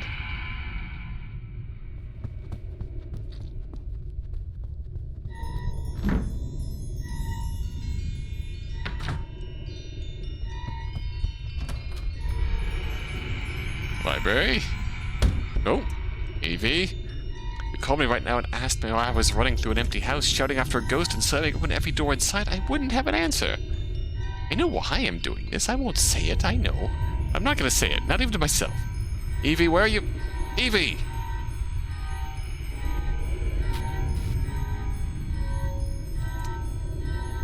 Oh, there you are. Here? This room?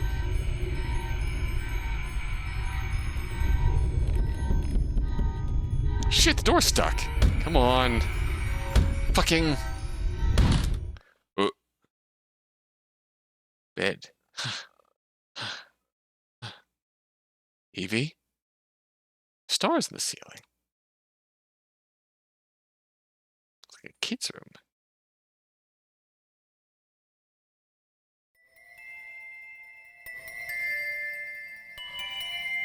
This is the last bedroom on the second floor. The last room I haven't looked through. It's cold. Not just the air, but the way everything seems cluttered without being lived in. Well, yeah, no one's lived here for at least 30 years.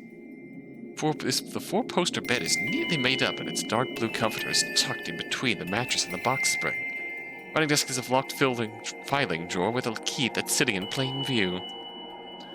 The closet door is open, and its shelves are stacked with books and cardboard boxes. She's gotta be in here. Please, be in here.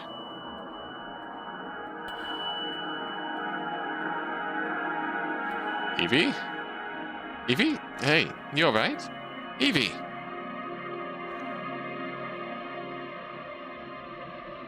Evie, come on, where you at?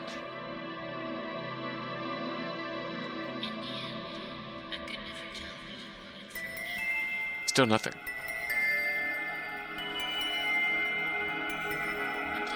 Closet? Closet light doesn't work, so I'm relying on the ceiling light to see anything in here.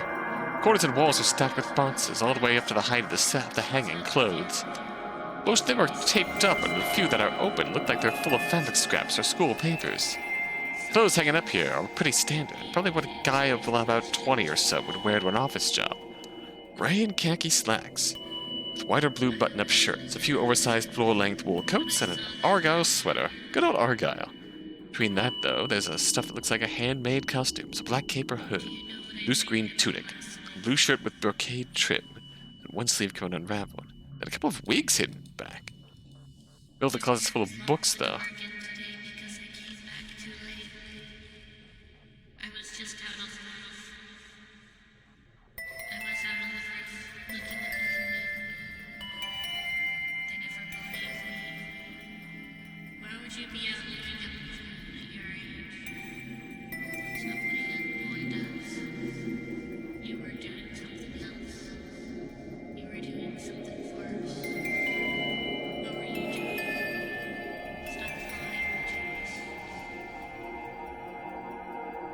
Sorry, I just listening to the words.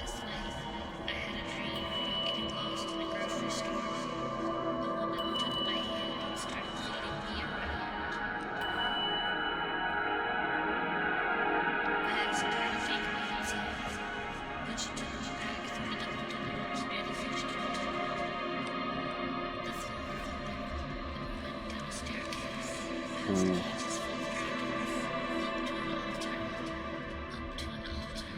You're hearing this, right?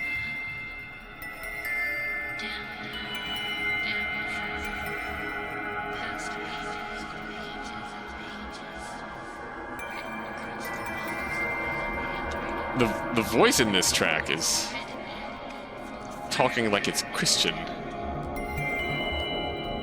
The kid here, why were you out so late? You were up to something.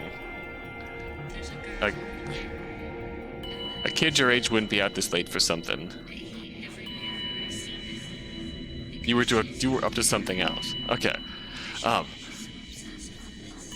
middle of the closet's full of books that all lying on their sides with their binding facing out in the stack. Northanger Abbey, ABC Murders, There Were None, Mythology, Encyclopedias, A's for Allied, D's for Deadbeat, All That Remains, and then the good old King James Bible. The other books are stuffed in the corners to prop the central tower up. Oh, they got all their binding facing the wall. Might be those summer book club aesthetic posts. This can't be an even remotely practical way to keep your books. Oh, if I know, though, I read most things on my tablet these days, if it's not from an archive. I wonder if she's read them, too. Dear Miss Evie, consider the dreadful nature of the suspicions you have entertained. Put the copy of Northanger Abbey back down inside. Where are you, Evie? Come on, you love popping up to make dumb jokes off the shit I say. I took a look through the closet and turned back to the rest of the room. Northanger Abbey. Shit, I'm so easy to scare right now. If something popped up, I'd fucking book it. Damn it, Evie, where are you?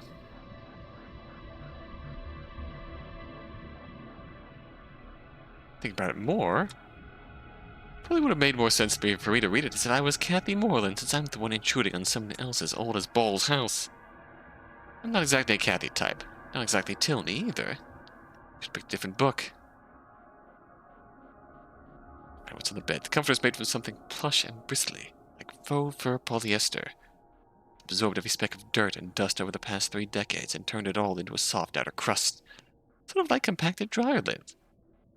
Still pretty soft, but doesn't move easily since it's tucked in tight around the sides and bottom of the mattress. I think it's probably a California king blanket thrown over a double bed. Either way, if you slid down into this thing, you'd almost be trapped there, since the top is the only opening, and it's pretty close to the headboard. Would anybody make their bed up like this? There aren't any pillows here either. Maybe they got tossed around somewhere or stolen at some point. Probably not stolen. That's probably too weird of a thing to steal from a dead family. There's another sheet draped over the posts, hanging down more like a tent than a canopy. Doesn't go all the way down. It's kind of uneven, like it's more for hiding the bed from the hall than from the window. Now that my eyes have adjusted, I can see little dots across the sheet in some kind of light paint. But maybe it used to be glow in the dark. The set of late summer constellations. Evie? No answer. someone just never slept in this bed, or they had to make it up like this every day, which is honestly the stranger and more unbelievable option. Doesn't mean it's not true. We always end up convincing ourselves of nonsense by thinking about what the most reasonable or simple explanation could be.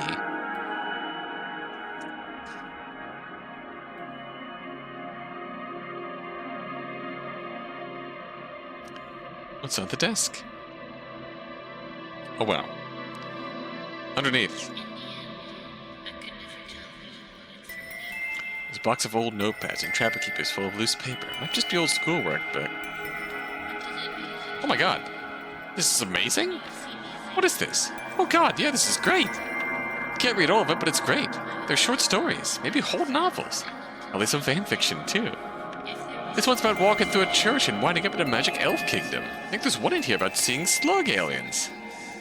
Sea slug aliens. Yeah, absolutely the sort of stuff you write as a kid when you're just getting into writing down ideas. It's all handwritten and there are huge sections scratched out with corrections running up the side of the page. It's bad, to be clear, but it's fucking great.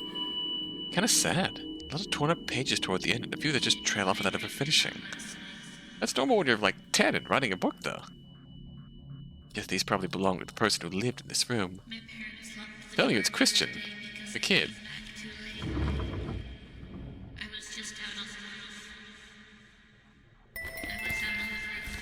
There's a box of note cards spilling over on the desk with notes about different books to check out from the library, but it looks like most of these have been scratched off. I think a few are even things I've seen in other places around the house. That dictionary, everyone's book on swords, work and lamp are holding down most of the other loose paper here. Guess those are all things that wouldn't seem out of place in a boy's room, even after high school.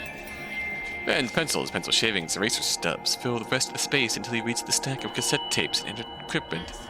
The cassettes are also all missing their tape, and the radio on the edge of the desk is jammed shut. None of them have labels except for one tape, a random cassette from a collection of Charlton Heston reads the Bible from the Epistle of Jude. Its tape has been pulled out and tangled into knots. That's relatable. Our drawer? The drawer is locked, but the key for it is sitting right here. Might as well stick it in the lock and leave it there at this point. There's a lot of loose paper in here. A box of staples and a stapler that's broken in half. Pack of highlighters and printouts? I don't think there was a printer in the house. Maybe a fax machine from the parents' room. This is from a dot matrix printer. Probably a huge library or school model. A dozen articles are crammed together here, each one bleeding into the next. Even so, they're broken into 5 sections that are pretty easy to mark out. Bridget Cleary, Annalise Michael, Annalise Michelle, Michael Taylor, Anna Eklund, Arne Johnson.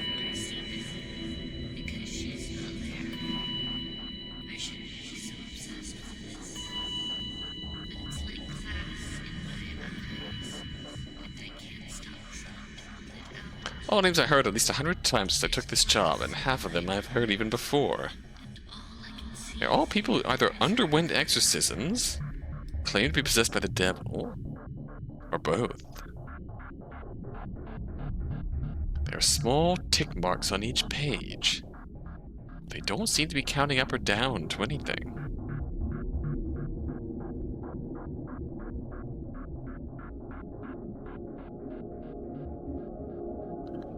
Five on the first page of Bridget Cleary's article. One on the next. 4 on the page from Michael Taylor. 3 on the next. A few pages are blank, and a few have as many as 12 marks. Is this what got the other investigation groups so fixated on demons? Did they plant this too? Or is this here since the start?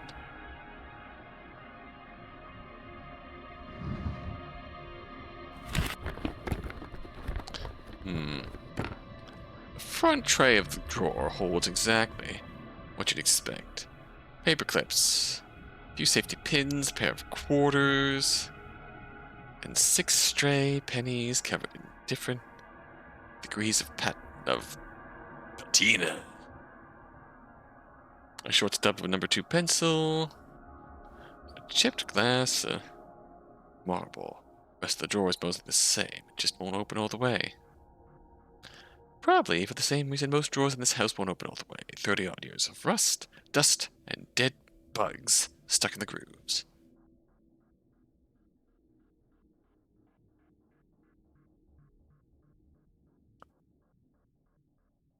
else here? Alright. There's plenty of else here, but nothing else. Nothing here is Evie, so I don't have time for it right now. Just, damn it.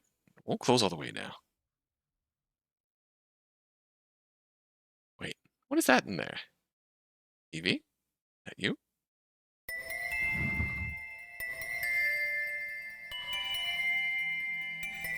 The center drawer. Won't open all the way. There's a crinkling sound when I tug a bit harder. Yeah. There's something stuck up between the drawer and the desk. I can probably... Got it. A diary? Or just a regular notebook? It's got a leather cord laced through the spiral binding and tied off at the end to use as a bookmark. Slightly creased down the middle and it opens almost without effort. I tried to close it before I read anything. I tried, but there's no way I could keep it from seeing that first page. Prayer does nothing, because every time I pray, I feel like it's the most asinine thing. It's just like shouting, "Be healed!" while your arm is bleeding. Doesn't work. Doesn't do anything. I'll just die standing here while I wait for something to happen. I'll die, and dying will be the worst possible thing. Hell is worse than when you let a demon stay with you for so long. Maybe by now I am the demon. Maybe Christian died that night when I saw that thing crawl across the bed, and it's just been me, the demon, walking around while he's in hell. Well, that's a loaded page. See you shining. Evie? Was I just imagining that? I think. I saw something move near that bookcase.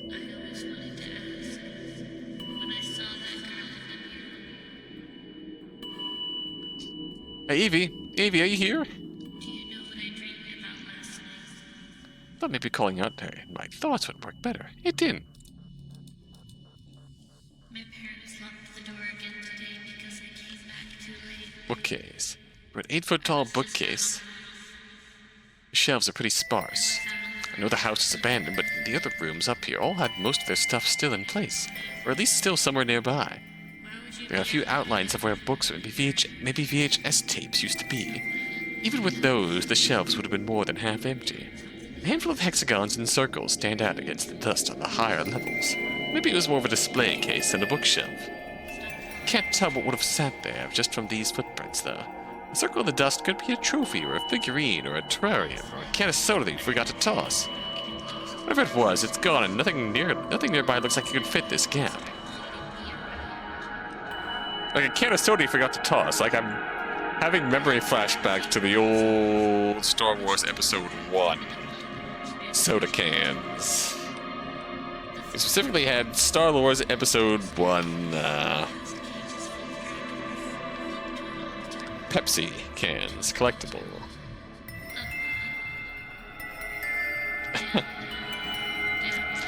That we had unopened and just kept for like a few years at least.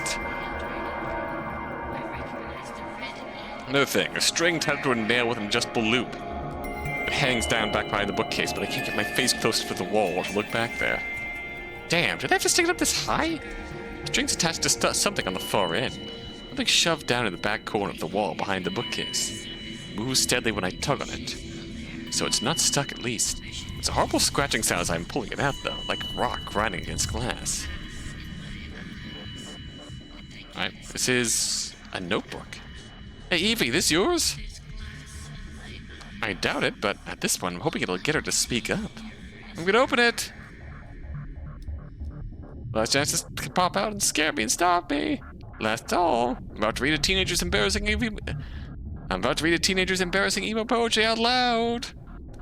Alright, let's open this up and... Empty.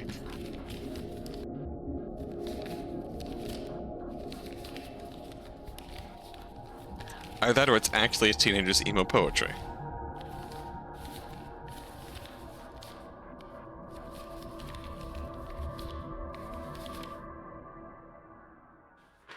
Oh, this is what we were... This is what they were saying in the... this is what they were saying in the vocals of this audio track back here. All of this This is what was being repeated over and over in the vocals here. Oh shit! Hi, Manji. Here for the embarrassing emo poetry jam? Hell yeah! You also missed the traces of moths hanging around here. My parents locked the door again because I came back too late. I was just out on the roof, but they didn't believe me. Last night I dreamed about getting lost in a grocery store, and a woman took my hand and started leading me around. I asked her to take me outside, but she took me back through the double doors near the fish counter and into an employee lounge. The floor opened and we went down a staircase, past cages full of dragons, then up to an altar. Couldn't sing the hymns this week. My grandpa gave me a cough drop, but I almost choked on that too. When I got home, I could sing other songs just fine. There's a girl in the mirror, then there's me. I hate every mirror I see now because she's not there. I mean, I shouldn't be so obsessed with this, but it's like glass in my eyes and I can't stop trying to pull it out. I talk to the girl I imagine in the mirror and I see someone who isn't me. I have thoughts I shouldn't have and can't stop it anymore. I could distract myself before, but it doesn't work now. It's the thought and the distraction both. Ah, I have a feeling I know what this is. I see. They're moths? There were once moths. The moths are gone. There were traces of moths. I look in the mirror and I see someone who isn't me. Is that what it's like when you catch a glimpse of the devil? Is that girl part of the devil bleeding through the mirror? I look at her, it feels sad and calming and not evil or wrong. But it's because I feel that way that I know there must be a demon in me. I know how I should feel. I should be scared, and I should run, and I shouldn't listen, but I don't know how to make that happen. Oh no. I thought so much of this was just me being confused and a mess as a teenager. Reading back, I don't think anything has changed. I hate this. I hate this. I hate that I still can't make this happen. Oh no. Oh no.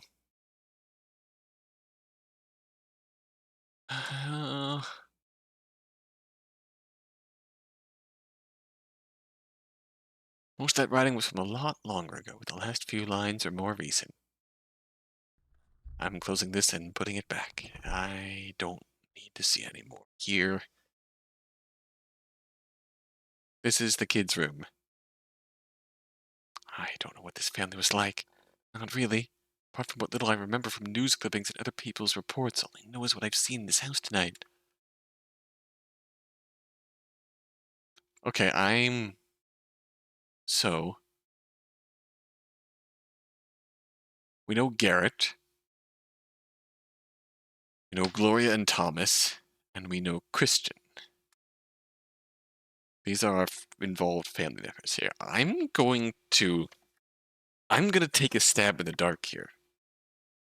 I'm going to take a plot stab in the dark here. Evie, the cute ghost girl that we found here, that we've been flirting with here. Evie, the cute ghost girl we've been flirting with here, is Christian. Was Christian. That is my. This is a very. Yeah, Manji, this is a very evangelical Christian household, and the poor child is having let's call it, let's say, very dysphoric thoughts, and being raised in a heavily evangelical household. They're being told that this is the sign of the devil, and they're being told that this is the sign of the devil, and it's bad, and so it is not reflecting very good on them. It was not reflecting very good on their mentality.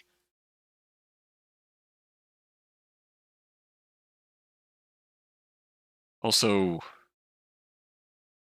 look at the notes from Death of the Larkspur family. Garrett's door to Garrett's room is bound with barbed wire. The Gloria and Thomas died in a car crash because they ran over a rogue string of barbed wire.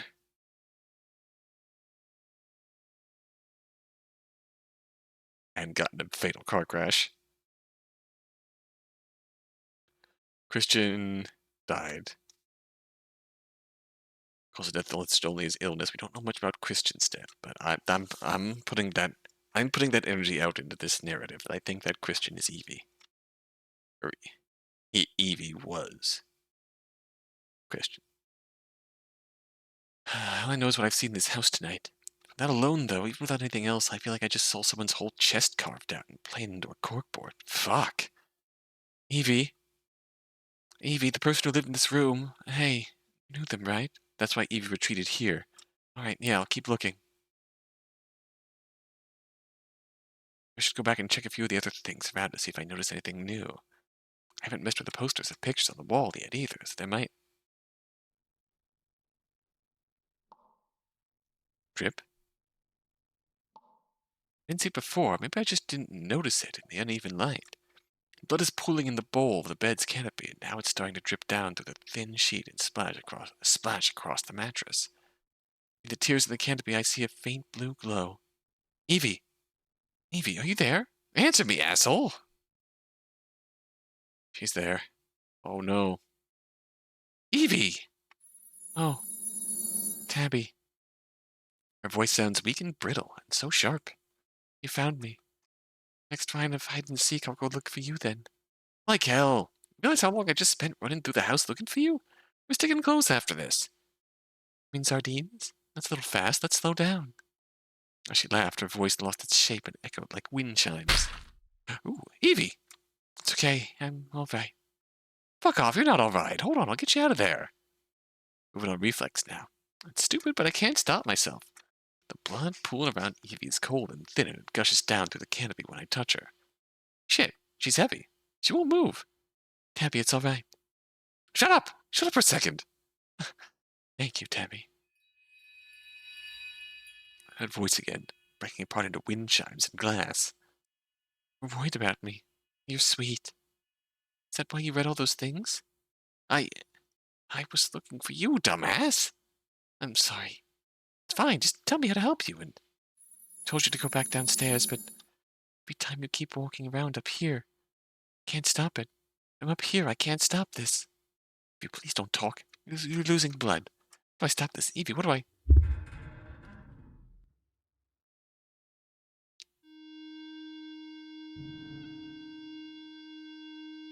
It's just concerning. Bed spun around me. Oh boy. Oh boy. And I hit my back hard. Wet, cold blood bubbled up from the comforter underneath me, and more of it dripped down from the canopy up above. The center of it, I saw Evie. Part of her. The part of that was still watching me, while blue spindles and threads crawled down the bed and pushed through my skin. The small part of Evie that I thought was all of her, that I patted like it was like that, was just her head. It just hovered there above while the rest of her climbed over me and poured into my eyes. Oh. I'm sorry. Should have figured it out a long time ago. Gay night, everybody. I'm going sleepers. Gay night, bye. Thank you for hanging out. You already knew who died in this house. My grandfather and his grandson, right? You knew there weren't any young girls living here. Oh, did I call it? So what did you think I was? It's bright. Good night, everybody. I can't speak. I'm not thinking now. All I can see. All I can do is see. I'm sorry. I'm sorry. I need your eyes. I'm sorry. I'll leave those still, but I'll tear out everything that makes you want to stay human. Oh! I just need... Tabby, I need more. I told you. Leave. Now. I won't stop while you're here. My eyes. She's carving something into them. Oh?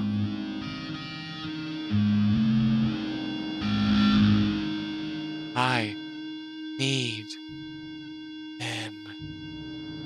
I need the mirror of you, of your eyes.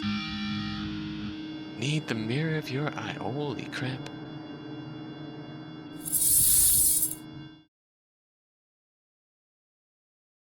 Ooh.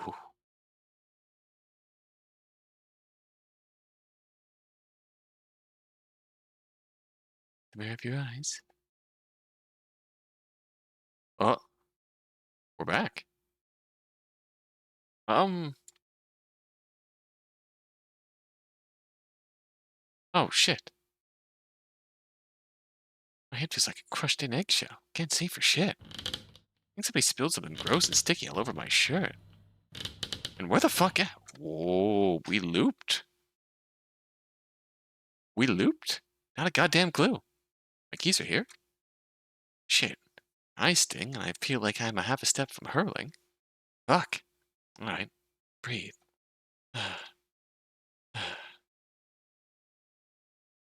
Better. No water phone. Figures I'd be that sloppy if I'm passed out in a place like this. More than that, I feel like I'm about to remember something. Okay, no, that's not...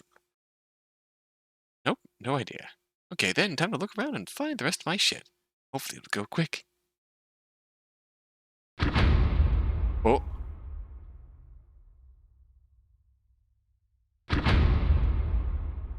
Oh. Second floor investigation is complete.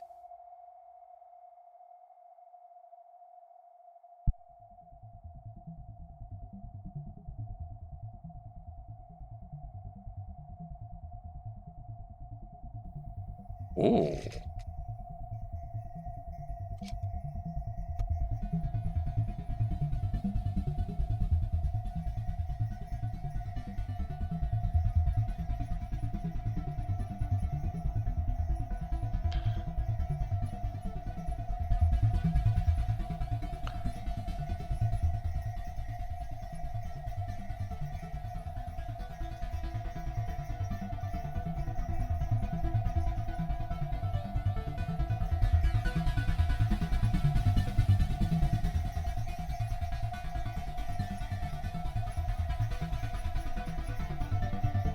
So, if this is a matter of...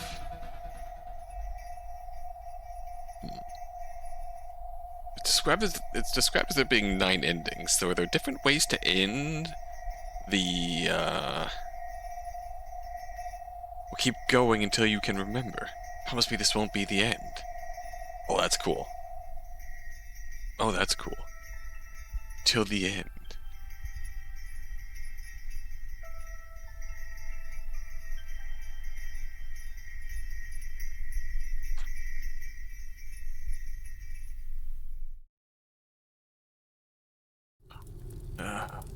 Oh, hello.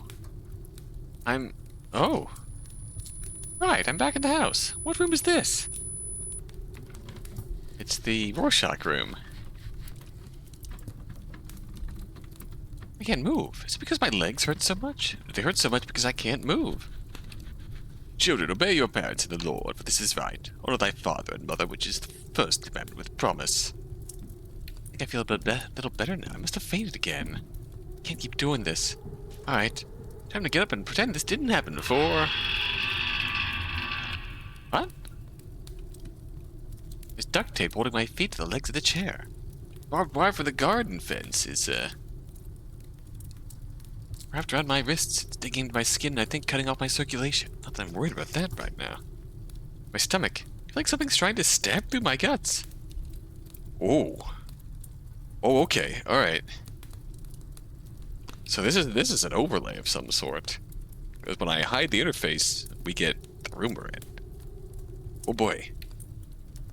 Finally, my brethren, be strong in the Lord and in the power of his might. Put on the whole armor of God, that ye may be able to stand against the wiles of the devil. I see penguins and scarves. I see penguins and scarves, yeah. For we wrestle not against flesh and blood, but against principalities, against powers, against the rulers of this darkness and the world, against spiritual wickedness in high places. Wherefore take unto you the whole armor of God, that ye may be able to withstand the evil day, and having done all to stand. Someone behind me is folding a book close and arranging glass or metal on a table nearby. Are we living through the exorcism of Evie? The attempted quote-unquote exorcism of Evie? Got nerve and gall to come into our home and torment our family like this. I'll see that you regret it. Hiss. The oily drips down my forehead and burns like scalding grease. I can hear it rolling down to the floor and hitting like lead. State your name, demon. Are you alright? Can you hear me? Can't respond. There's tape covering my mouth and I don't even have the strength to groan or shake my head. Whether spit in his face or tear this chair apart and beat his eyes in with the splinters. I know that I may not be experienced in this, but we will not fail. I swear to you, we will not. No matter what, even if it ends with what little time I have left here, I will not allow you to remain. Shut up. Shut up. Would this be anointed against all evil? In the name of the Father and the Son and of the... Ooh. Ooh.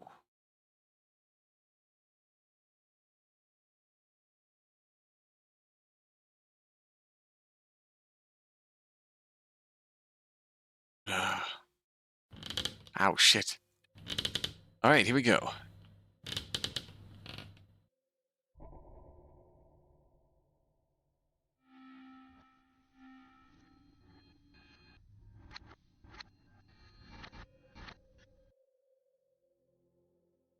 we got here? Oh, Michael Taylor murdered his wife, Christine, was acquitted at trial. Insanity. Undergone multiple exorcisms? With several minor ceremonies to cast out demons thought to be residing within him. Case has been adapted into fictionalized retellings and other speculative works in the years since his initial media coverage. Oh boy.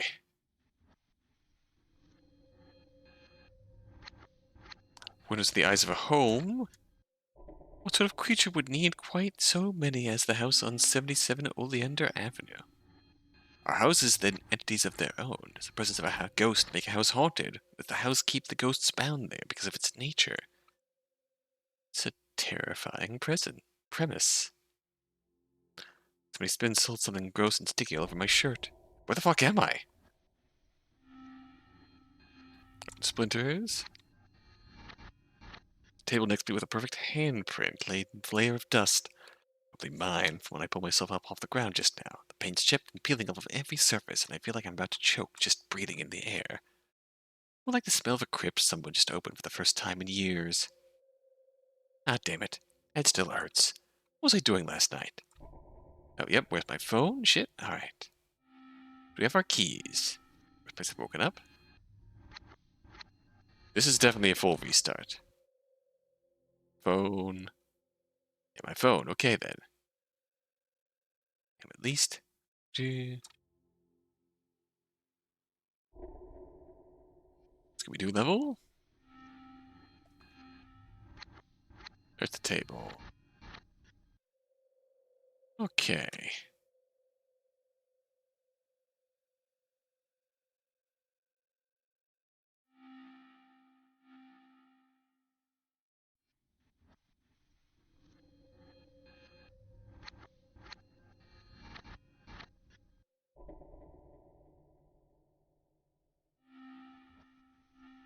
So, we might have our keys still. This is curious. We might have our keys. Second run, go. Stable. What's here? Handprint still have the dust. I guess no one's touched or cleaned this in years.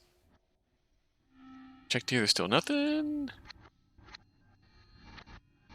Okay. Telephone table. Phones. The drawers for a second too. Shit. Whoa. Was busted like that before. Write a note. Rolodex. So we didn't see the note we wrote last time. So this is a full restart. Coat closet. Private property. Can grab my wallet, phone, keys, but I can get out of here. Apologies for the intrusion. Open closet. Evie. Ah! Oh, hey. You right in there? Meow? It's a pretty shit cat impression. Come out. Okay. So I think... Wasn't dry rot. Alright. Clearly... I'm very curious. How we go about getting endings. Let's go to the dining hall.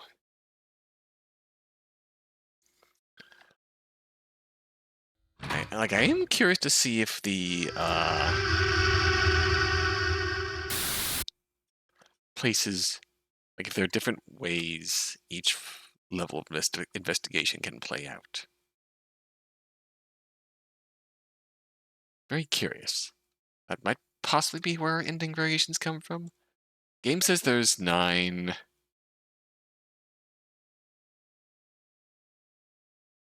endings. So it seems like there's 3 branches, 9 endings.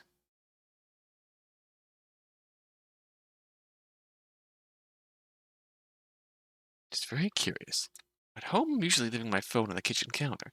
I want to do the same thing in a rotted out haunted house. Sure, let's go with that. So going upstairs is very emotionally taxing for Evie. Understandable. Bad things happen upstairs. Kitchens are either the least or most haunted parts of a house, depending on who you ask. A lot of it depends upon whether there's a pantry or a cellar door, or if there's a stairway down to the basement. My great aunt had a basement stairway in her kitchen, literally a thing her husband put together from scrap wood that stretches about 20 feet down. Pass by something that terrifying every day, you'd probably start to feel haunted too. This kitchen has more abandoned after a hurricane vibes than anything. Haunted by decay more than any ghost.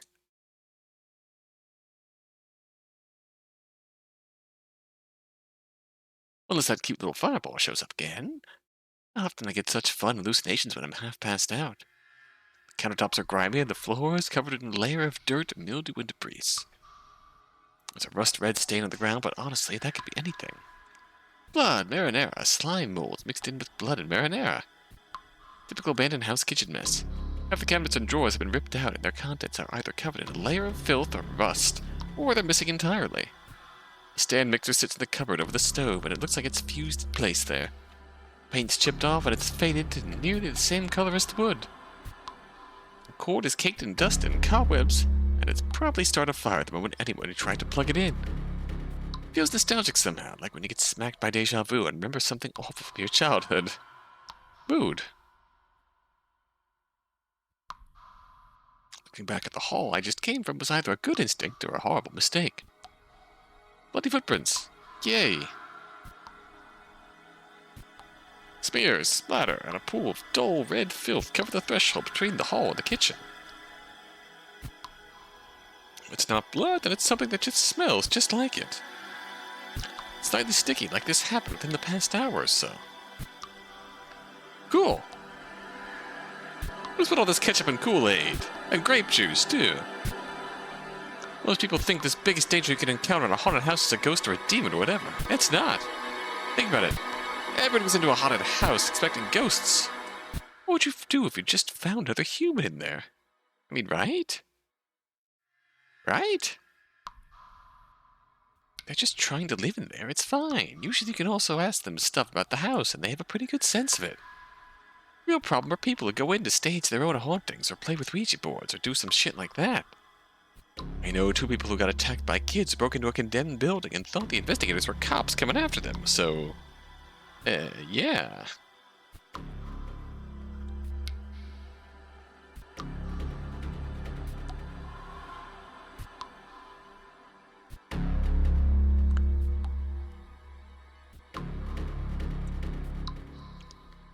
Humans are still the most dangerous thing you can find at a haunted house. Probably. Well, whoever lost all that blood probably would have passed out cold after that. And if they're, not here, then we're probably good.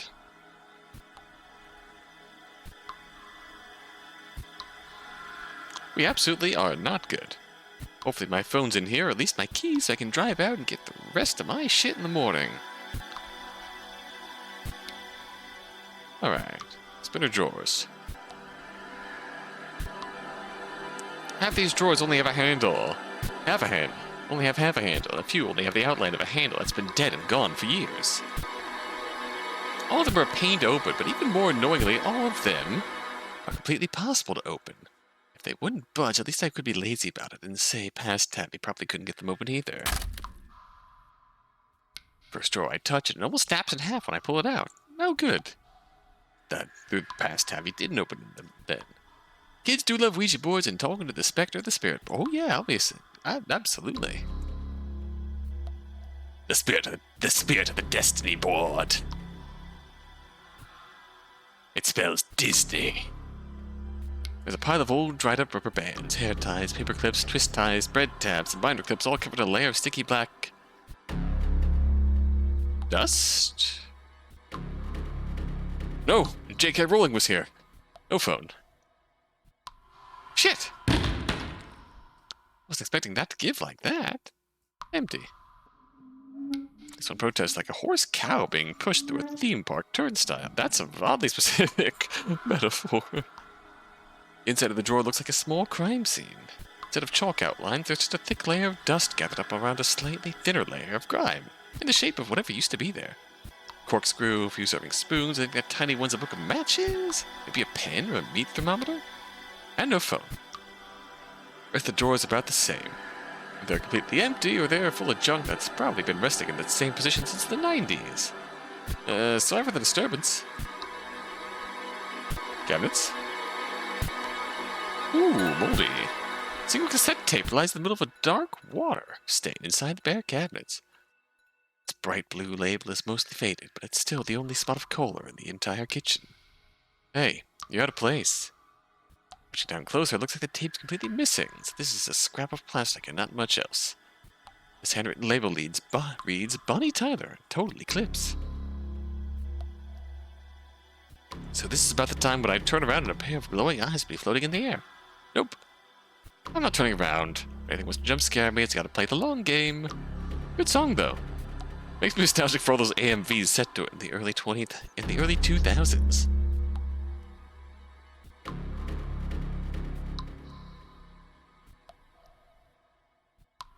This is the fridge. Usually pick out the decade a fridge was made and just from its handle.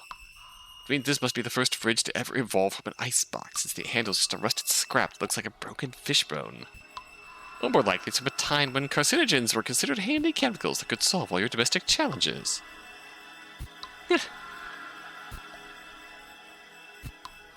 Best case scenario, if I open this door, I'll see a dark, empty fridge covered in dirt that could probably set off a Geiger counter. I'm not going to open this. To be clear, there's an absolutely zero chance that I would have ever opened this before, and I doubt that anyone or anything has even touched this door in this century. My keys, my wallet, and my phone would absolutely never be inside here. This fridge is like a cursed Money Hall problem, when they remove the prize and tell you that you can pick between a mediocre or absolutely brain-shatteringly horrible option. In short, every possible outcome of opening that fridge is awful. I'm walking away. Ah, what the shit was... A thin blade of light cut into the wall and sawed through the countertops. I tried to walk away from the refrigerator, something caught my arm. Felt my shirt tear and something fell to the ground. Or, that's what I remember. What? Excuse? When I heard that sound, I looked up and saw the light burning out of the cracked refrigerator door. Then I was across the room, sitting at the broken kitchen table, with a full place setting laid out in front of me. Oh, we're remembering. Remember how I got there. As soon as I was all over, I remembered exactly what happened, but I wasn't there when it happened. For turning around and seeing the refrigerator open, the light bulb inside was still on, and there were copies of church pamphlets and rows of empty, thimble-sized cups with sticky red residue coating their brim. A stack of gray matter that was probably once a sleeve of graham crackers sat half open on the shelf below, and something was growing out of the package like a mandible chewing through molting skin. Brutal. Then I just stared. I remember staring while someone entered the room and moved behind me. I just stood there watching the inside of the refrigerator, listening to them walk closer.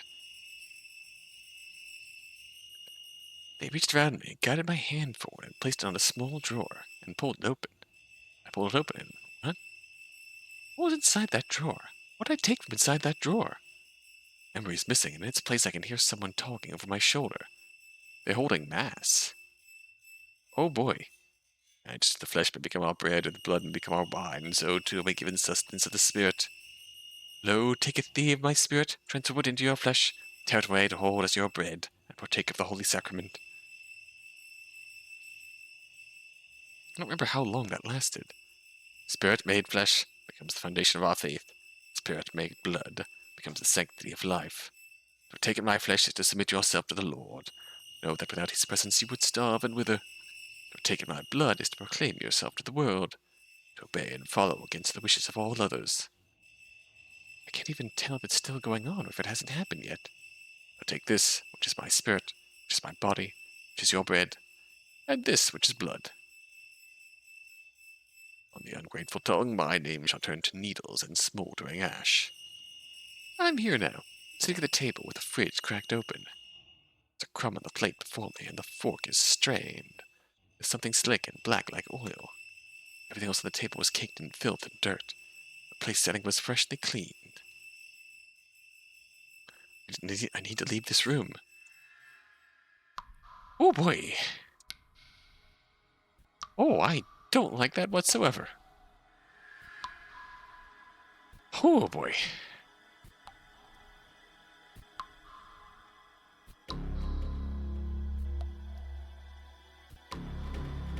Oh.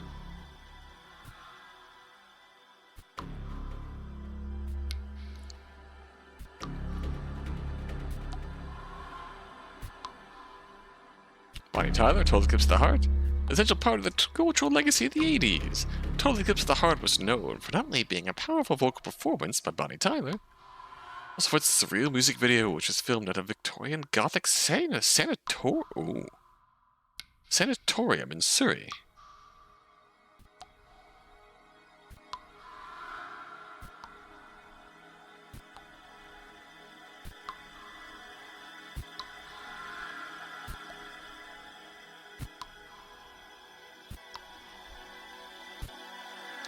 And 3 and its music video have both become cultural staples, gained a lot of course, mimetic popularity in the 2000s. Alright. No.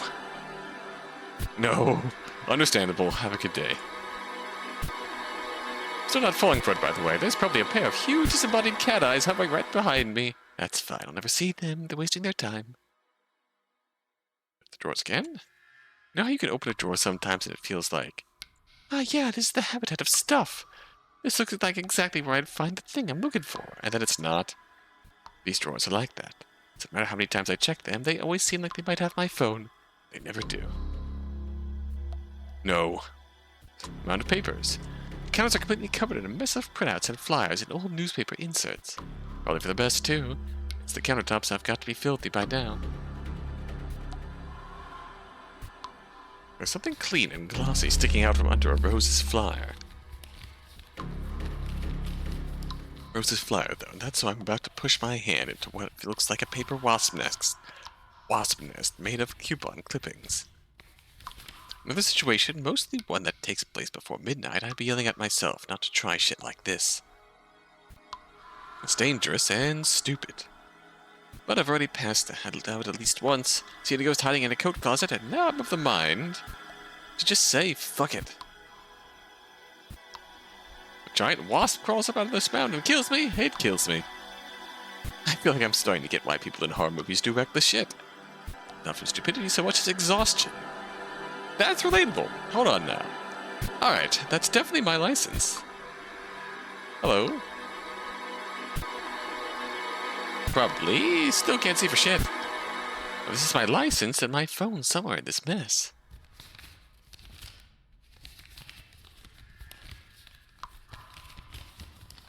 Getting there? Well, shit. I found 6 other cards in the pile. Each one stuffed under or between folded pages of magazines.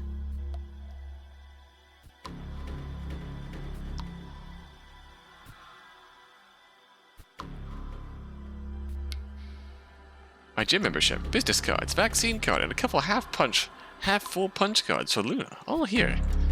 It's everything I keep up in the sleeve of my phone. Everything else is in my wallet. Wherever the hell that's at. Then where the hell is... What? The fuck? Just went to put the cards in my back pocket. I checked my own pockets 15 times already. There's no way.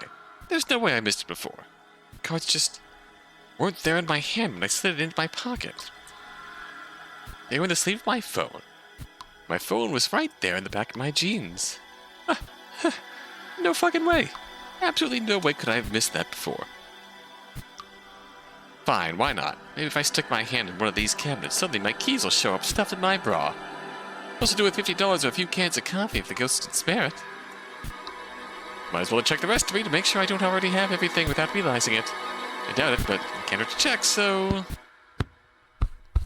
Ah! Oh, I'm so sorry. Didn't realize you were checking your equipment. I promise I didn't see anything. I just didn't expect you would be doing that in the middle of a haunted house, but also I don't have any room to judge. Not that that means anything, alright? Also, I know you might think of an abandoned house as a private place, but I live here. Well, I'm dead here, so it's not like you're alone here, and... God. What? What is it? Don't worry, I'm not trying to get off in your kitchen. Even with all the sensual ambience around here. It's fine, it's fine. Listen. Reached out and patted Evie on her head. Still not clear on orb anatomy. To see if I stashed my keys in my tits, which I've known to do from time to time. Found my phone in my back pocket, so I figured I should double check. Oh, right. Yeah. Dang. Blushing ghost. Oh, that's cute. That is cute. Nothing. I'm glad you found your phone. That's all you need to leave here, right? You can call a taxi, then go home, or just have the taxi drive around until morning, then get all the rest of your stuff, right? Yeah, that... shit. No, I can't go yet. I don't have my wallet. I don't have cash on me. Oh. Maybe you dropped it outside? Yeah, maybe. There's a garden out past the dining room, right? I'd be able to get signal out there, if nothing else. Well, yes, but... The gates are all rusted shut, so you can't leave that way. You should just go back to the... I think that has got to be the reason the Larkspur house is so haunted, not because of who lived there, but because of what lived there before them. Yeah, who's that? Ah, damn it. Sorry, I'm trying to stop it. You know, we've seen a lot of houses like this one where you think it's ghosts, but you dig deeper and it starts to feel more demonic in nature, so I... Sorry! It's one of the groups that did a story of the house, their podcast, that is. Really? I don't recognize either of their voices. They didn't actually visit, I don't think. They looked up all the stuff other people wrote and compiled it together. Oh, yeah, that makes sense. I guess it's not easy to visit a haunted house and stay the night. Oh no, it seems to be treating me alright. You can probably tell I'm faking the smile. Shit. I probably look worse than wet cardboard covered in tire treads. At least now, I think I remember what I'm doing here. Which I wish I'd end up here after Shaz poured me 3 shots past my limit. I'm pretty sure I haven't had anything to drink all day. But a month back, a crew of paranormal investigators from out of town came here and did a lock-in. Complete with all sorts of EVP reporters and spirit boxes, and even a fucking talking board. I don't think they were desperate to fill airtime and struggling to fill the gaps between Wikipedia entries. And they didn't bother looking through the local papers, so much of it was bullshit.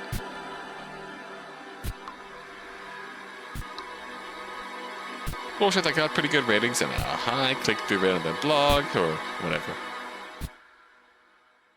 That's why I'm here, setting up cameras that won't capture shit, pressing record on tape players that get filled with static that someone processes until it sounds sort of like a voice, getting my ass caked in 30-year-old dust. I don't hate my job, to be clear. Alright. No, I do hate my job, I don't hate the work, though. Kinda hate the work. There's a good reason I haven't quit yet. I guess mostly I just won't let myself quit until I find the proof I need. Or that, or until I finally just let it go. Honestly, I feel like that's the day that'll come. That's the day that'll come first. But that doesn't change much, though. I'm still gonna head out the moment out of here the moment I get my stuff back. And I'll figure out what else to do in the morning. Or more likely, late afternoon.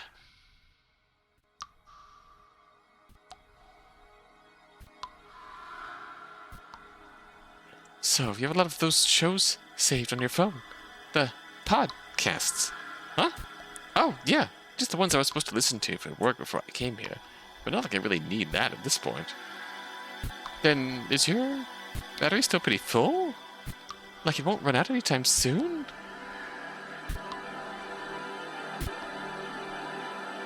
What are you asking?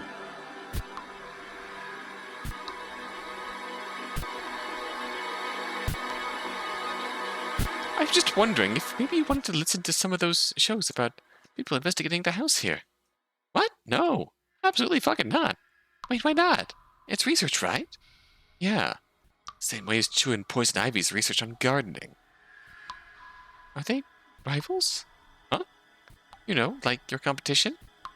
I guess? Not really? Look, if you want to listen, just go ahead and listen. I'm going to keep searching through the next room, so I guess have fun and just turn it off when you're finished. Oh, sure. Why are you floating like that? Like what? Like you want something still. I just thought might be more fun to listen together, and she's lonely. No. Nope, I'll be in the dining room. Alright, moving onward. Frankly, unsettling experience with the fridge. What else is here?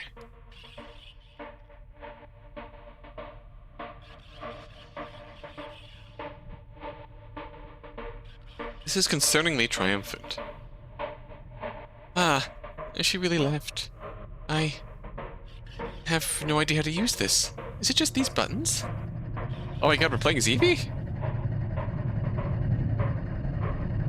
This is the earliest one of the group? It would be the one Tabby was talking about earlier. A fluttering electronic melody leads you to radio static and a coyote howl. The host starts talking immediately after that. Ooh!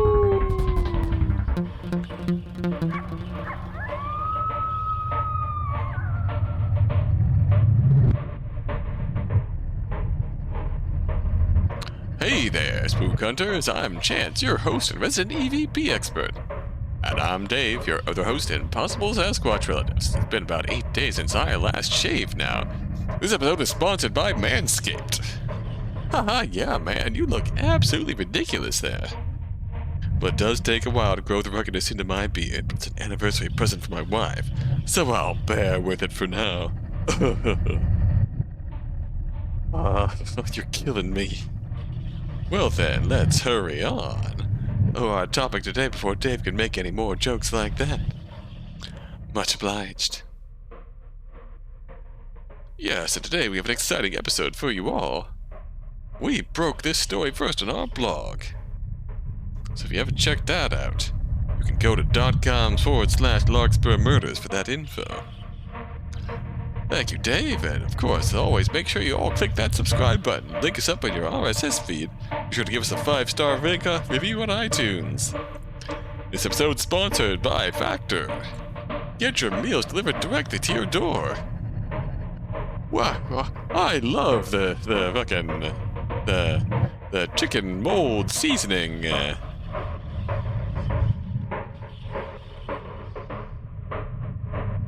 Right you are. Now if you read up on our blog, you know where this is going, but for those of you who haven't let me set the stage here... Oh god, here he goes, folks. The year is 1992. The economy's doing great, even in the southeastern US, and you're living out your golden years happily in your elegant downtown historic family home. And you've worked your whole life to get to this point. Calluses on your hands and a pain in your right shoulder that never really goes away, are all worth it to sit in your handmade armchair by the fire. Portraits of your family hanging on the walls, and your favorite cup of warm, spiced pear side by your side. What? Where's he getting that information? Then it happens almost all at once. You get a call one evening, and the voice of a sheriff tells you that your son and his wife have been found dead. Their only child, your grandson, suddenly falls ill and wastes away within a matter of weeks. Doctors have no idea what's wrong with him, and no matter what you try, he follows his parents to the grave a few days later. You're living, though, every grandparent's worst fear now. You're to bury your children and grandchildren, then return to a cold, empty house. All that's left to do now is wait. Wait for the curse that claimed your family to finally finish creeping up the foot of your bed to kill you too. Wow, you really went all out with this one. Yeah, sometimes, the spirit just moves you. Well, moving on from that. Oh, come on, that was a good one. As many of you have gathered, we are talking about the tragic tale of the Larkspur family. Now, despite Dave's dramatic performance...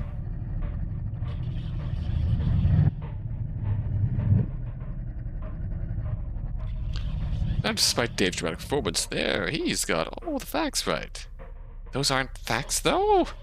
I've literally never seen a bottle of pear cider here, and he didn't even... Whatever. The Larkspurs were an old family that rose to prominence in the local area in the early 20th century. Now, they weren't the wealthiest, but they did pretty good. Well, and Garrett in particular had a good head for business. Rather than expanding his stake in the company where he worked, though, he decided to retire early and spend his days surrounded by his family. That was not to be, however. As Dave so eloquently put it, Garrett Larkspur ended up as the last survivor of his family, and the last living soul to walk through his house.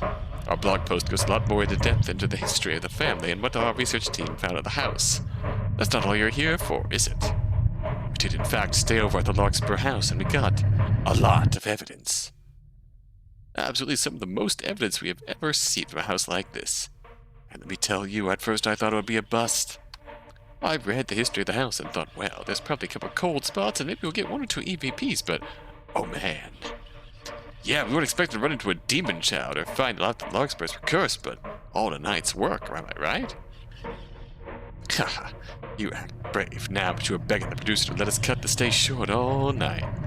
Lies. Lies and slander on my brave and noble name. I hate these two already. Alright then, let's talk about how the night went. So first thing we did was a walkthrough, as always. The moment I got to the bedrooms, I realized something was very wrong about this house. I think I remember these two now. I think it was just a couple of months ago. About 7 people stopped by, set up a lot of cameras and equipment. I think a weird motion detector thing? And the 2 of them stayed over until about dawn. I tried to show up in front of them once, but they ignored me. Maybe they didn't see me. I honestly don't even try more than once with most people these days. It just takes a lot to get over the anxiety of seeing new people who just broke into your house. Then if they act like you're not there, it just feels like getting shaved down by a wood rasp. Oh. The first evidence we got was even before the lockdown properly began. We were just testing out the equipment, and I got a really clear EVP that I'm going to play back for you all right now.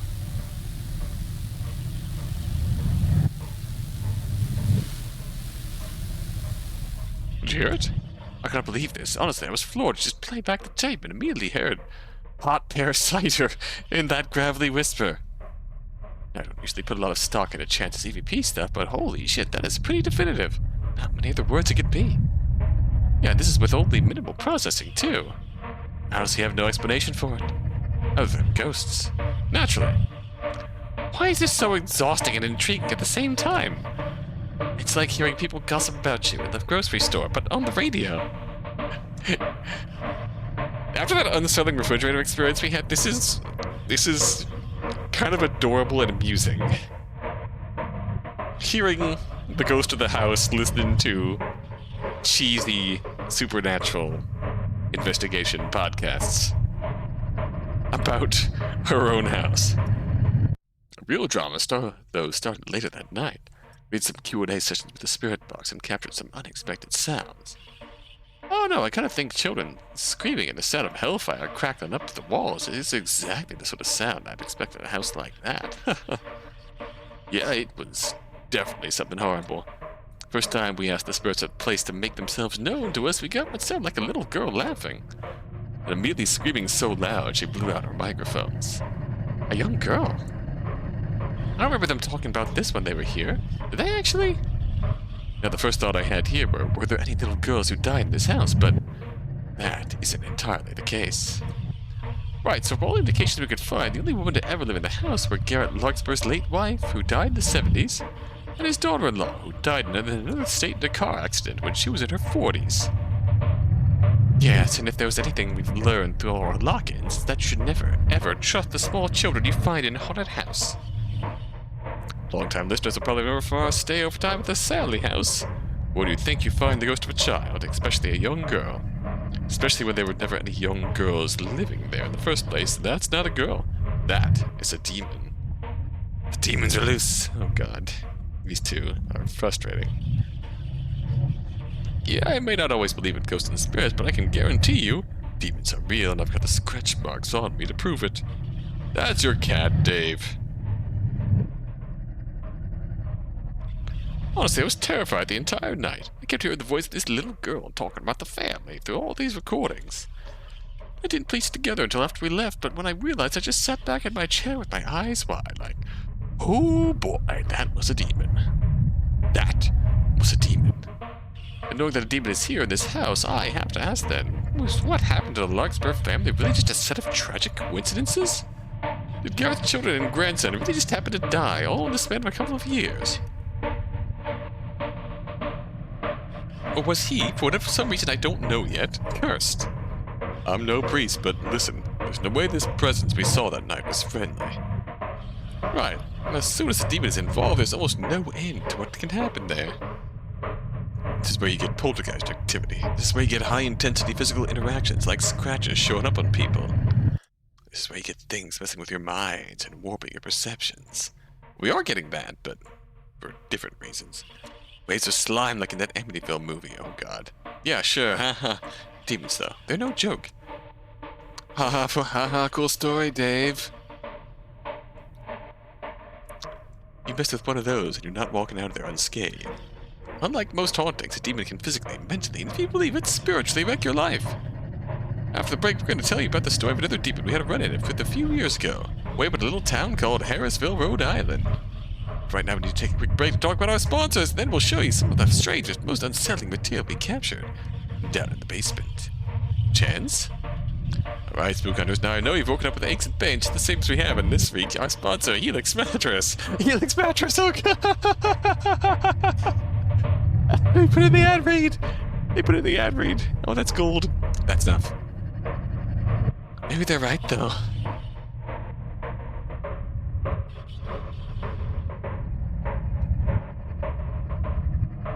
The logo here is cute. It kind of looks like me. Not like me, but like my ghost form. I think. I actually don't know exactly how I look right now. This one seems more recent than the others. I think this just came out a few days ago. Ooh, this is a jam.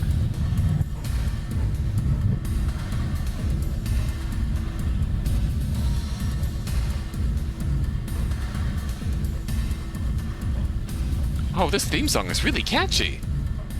Greetings! Hello, welcome back to a new episode of Astounding Legacies. And where today we're excited to bring you a recent and developing story. And I'm Grant. Wait a minute, you didn't introduce yourself? He's Sterling. That I am. I guess I just got too excited with this case we've got on our plates today. My own name slipped my mind. That also explained why you opened by saying welcome back then. Anyways, my co-host here would stop hassling me. We're going to dive right into what I think is one of the most fascinating haunted locations we've covered on the show. Now I do agree with you there. Today we're talking about 77 Oleander Avenue, or the Oleander Avenue Ghost House. Or the Larkspur Ghost House, or some people just call it the Larkspur Manor. Which is a bit odd, considering I don't think it qualifies as a manor per se, though I'm not an architectural expert. Well, it's a fairly large house in a quiet, affluent downtown historic district, and it is, as you may have guessed, extremely haunted. Yes, this house is fascinating to us in particular because it's really only come up in paranormal research circles. Well, over the past week, right? I think the first real investigation was almost a month ago, yeah. So all this information is extremely current and developing, which is why we thought it might be a good story for us to cover. And usually we tend to take a more academic approach to these things. We can't go out and visit all these places, so Grant and I do research. All with the excellent help and support of our research staff. Yes, and even at times, viewers like you. Listeners, really. Unless you're, what's the word? Synesthetic? Yes, well, anyway. But the thing that drew us to this case is the fact that there have been really few really cool investigations. They're so recent that no one's had the time to do any archival research yet. That's right, and that's where we come in. We're not going to go into too much detail about the investigations that other teams have done here. If you want to hear those stories, we'll have links in the episode notes, as always, for you to peruse at your leisure. What we wanted to do here today is take a close look at those investigations, see what lingering questions they raise, and see if we can't find answers in the public record. Right you are, okay. Let's start with a quick summary of the property, built in I'm sorry. I know you all did a lot of work on this. There's over 2 hours left, and I already know all about that house. That brings us 1992, when, maybe a bit further ahead. That's the Evie, plus 10 moment of the night. And that was what's so fascinating about the Pontifact haunting. This phenomenon of entities seeming to respond to more? Thank you again to our researcher staff who were able to dig up some interesting information about the mysterious death in the family. Oh. Right, do you want to do the honors? I'd be delighted. The official death certificate for Christian Larkspur lists his death as September 19th, 1992. That's confirmed both in the coroner's report and his obituary. We found something strange about all these things. A church program for the Ellerton Street Methodist Church, which the Larkspurs attended. Every Sunday, this is a funeral service for one Christian Everett Larkspur taking place on, you ready for it, 23rd of May, 1992.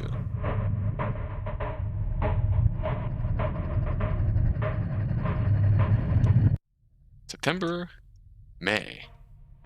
Coroner September, funeral May. Yes, just in case there was any confusion, we looked up a few other sources and did some interviews with neighbors at the time, and all of them support this version of events. That's right. In short, no one who actually knew the Larkspur family thought that Christian survived past May.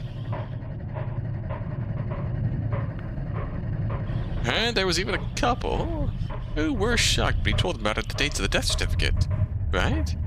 Exactly. Which raises the question then, why did a coroner proclaim the grandson of this family dead in September, when everyone was pretty sure he'd been dead since May? It is weird. Now, not the strangest sort of thing out there, but worth considering. There are admittedly a couple of perfectly reasonable explanations for this, like a local backlog of work and some sloppy record keeping, but I think we all know what you really think by now, but go ahead and tell us. What just strikes me, that's similar to other cases we've seen in the past. Could this be the case of a doppelganger or a changeling, some sort of creature posing as Christian after his death, who died later on as well? Very possibly, yeah. It's spooky either way. It's not supernatural, it would mean there was some kind of small-town cover-up or conspiracy, which is, in my opinion, equally terrifying. And get this, one of the groups that stayed there and investigated just within the past few weeks called a lot of EVPs, which is electronic voice phenomena, for any new listeners out there. Right. And now some of those EVPs sounded like the voice of Garrett Larkspur. And a few of them sounded like a very young girl. That's strange, right? According to all the official records we could find, there was never a young girl who living in that house. Youngest, of course, being Garrett's daughter-in-law, I believe. She was in her late 40s at the time of her death. Those original investigators, which I believe was the Hallowed Pine Haunts team, thought this was potentially a demon. Yeah, they did. I'm not too sold on that idea. But you know it is a curious thing. Very curious. We got the ghost of a young girl here, and no young girls, allegedly, ever lived here as far as the public knows. Was there a secret child being kept here? Is this an even older spirit? I don't know, but it definitely raises a lot of questions. Sure. Now that I want to take a few minutes to go into more detail about those interviews I mentioned. Among the people we talked to were neighbors, a few members of the Ellerton Street congregation, and it's weird to hear them speculate about this. I didn't know about the funeral in May. Not really any way I could have. I don't think I could stand to listen to those interviews. I think I'm done with this. Ooh, what diggity. Okay, we're picking up notes here. Hallowed Pine Haunts. A podcast saved to Tabby's phone. Yeah, they clay hot pear cider, which is BS.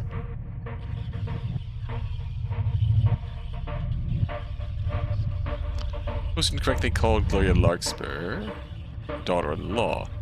Oh, she was his. Oh, so the implication here is that Hallowed Pine Hauntings did not do their research. The host of Hallowed Pine Hauntings called Gloria the daughter-in-law, when she was his daughter. Okay, I thought that was odd.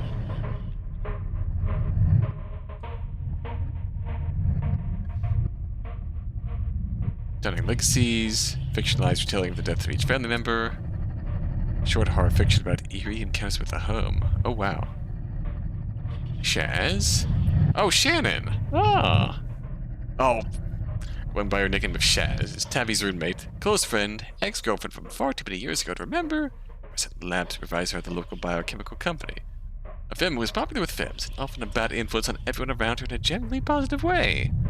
A Her work schedule rarely overlaps with Tabby, so they often communicate via text to coordinate housework, meals, bills, and other plans. Oh, love them. Ooh, some cute frog pictures. Tabby downloaded them a while ago, and there's dozens of them. I don't want to pry into her photos, though, so I'll just keep looking at those nice frogs. Cute frogs. Time for more frogs. Hello, friends. Wonder if I could ever meet someone small and gentle and covered in slime. Haha.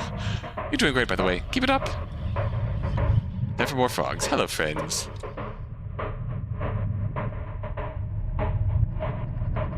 Alright, so we need mysterious locales.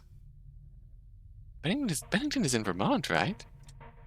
Wow, they covered a lot of ground with just this one episode. Oh, it's only about 22 minutes long. Oh, hello, here we go.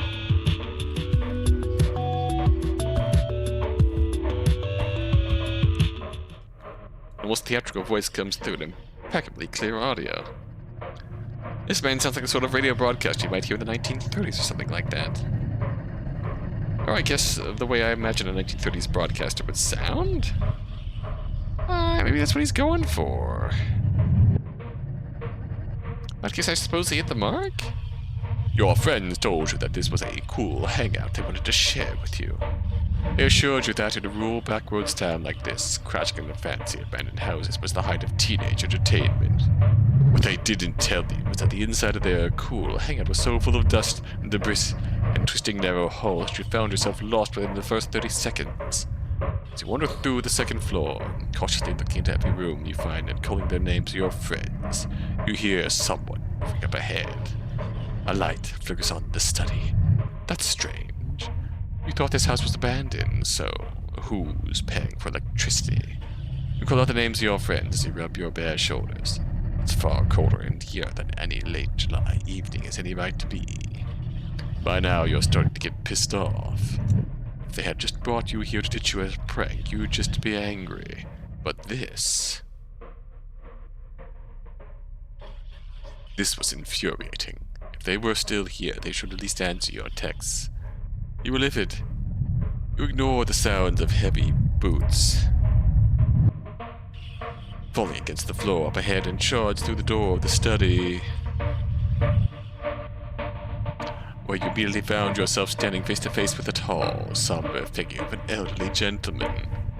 He turns to you, his arms clasped thoughtfully behind his back and his beard trailing over his chin like smoke and his rotted eyes sinking back into his skull.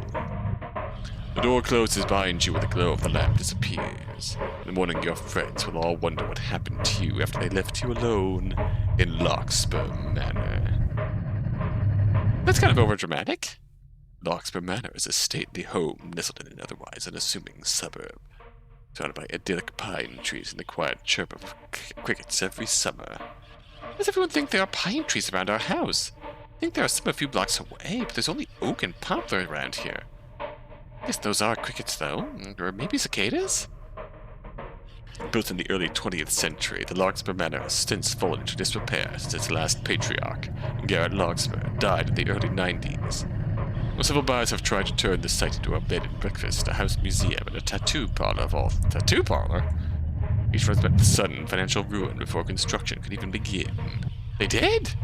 I almost wish the tattoo parlor would have worked out. I almost wanted to try and get one. I don't know what sort. I'll ask Tabby later. She has some tattoos that look really good. Visitors to the side report seeing the ghostly apparition of an elderly man wandering the second floor. Some believe this to be the restless spirit of Garrett Larkspur, still pacing his study long after midnight. The final days of his life, Garrett rarely left his home and spent much of his time quietly in mourning for his late grandson. Only a few years after both of his children died in a tragic accident. Investigators believe that this unrelenting grief may have chained him to this world and to this house forever. There's a lot more to this episode, but I think I'm done with this one. I think I'm done listening to these. Hey, you still listening to that? Huh? Oh yeah, I just finished. It was irritating? No, not that. Not really sure. Oh, they were good episodes, though. They really were not. Hey. Evie. What? sorry, I got distracted or faded out or something. Ghost stuff. Sure. Oh, right, the dining hall. You haven't checked there yet, have you? I can help you look for your keys and things. No, I already checked it over. Really? I only think you've been listening to that shit. Oh, yeah. Anyway, come on. Let's head out to the garden, okay? Oh, sure. It's, well, completely trashed and overgrown, but that's kind of a pretty atmosphere too, right? Eh, not my pick for a date, but, wait, no. I've been on dates like that. Date? That same coat of dust as the rest of the house. But everything under it looks like it was set out and straightened up last week. Kinda... Oh, shit.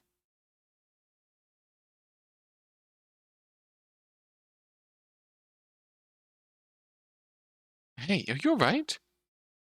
Tabby? I'm fine. What? Just fell over? You're panting? There's blood on the floor? It's fine. That was already there.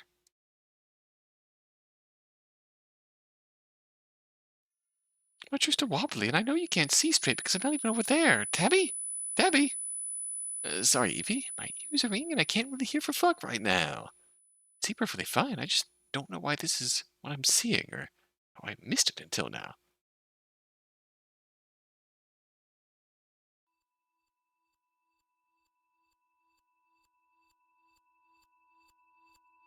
Ears ringing.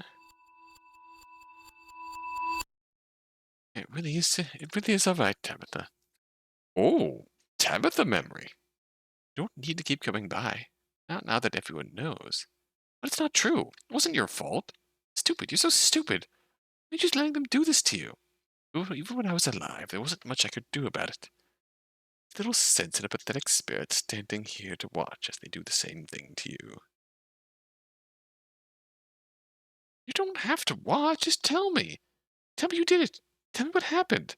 I can fix it. I can tell people.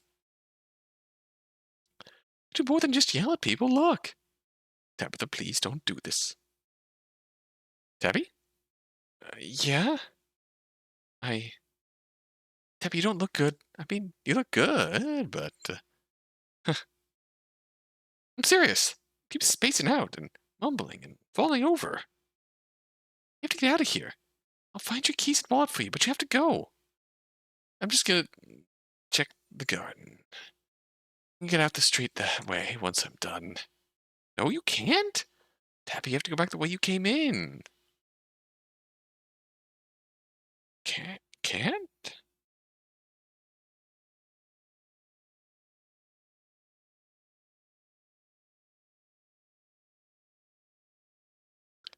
This is starting to get irritating. I hate knowing what's going on. Why not? It didn't look like it had a ceiling and the fence is pretty short. Pretty sure that's a gate even. That's not the point. You can't leave through the garden. Right. You don't want me to go into the garden. Yeah, I think I understand now. I hate it. Please.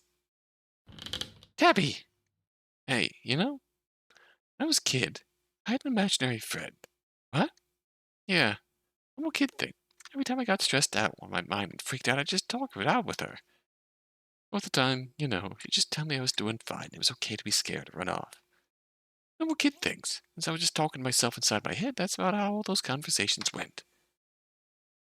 So I'm scared as piss right now because I keep remembering shit I thought I'd gotten sorted out. But I'm going to the garden, and I'm not looking for my wallet or my keys. Tabby, wait, I don't... The ringing in my ears is getting louder again. I think Evie's probably talking. Maybe she's just too far back for me to hear her now. Maybe I'm just not concentrating hard enough. Doesn't matter at this point. I need to know what's growing in that garden. I need to see it, or I'll never get away from this shit. Okay, it's the last part of this path. I'm very curious how we get 9 endings.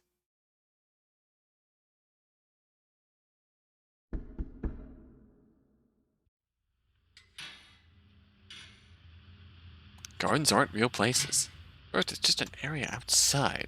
You try and hope that plants do what you want them to. No matter how hard you try to fence it off or barricade it, it's still part of the outside. It'll never really be part of a house.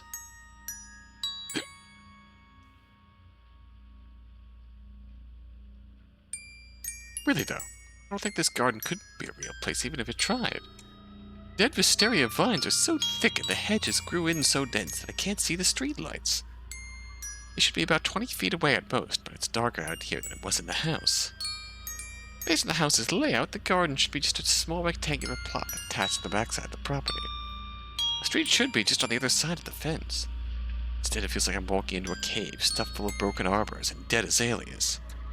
If someone wanted to have a tea party out here, they could set up everything on one end of this garden and have no way to notice them from where I'm at. They could be laughing right around that tree, in the far corner where those hedges have spilled into what probably used to be a gazebo. Be safe from anyone barging in on them, especially since the whole fence is ringed in rusted barbed wire and crow spikes.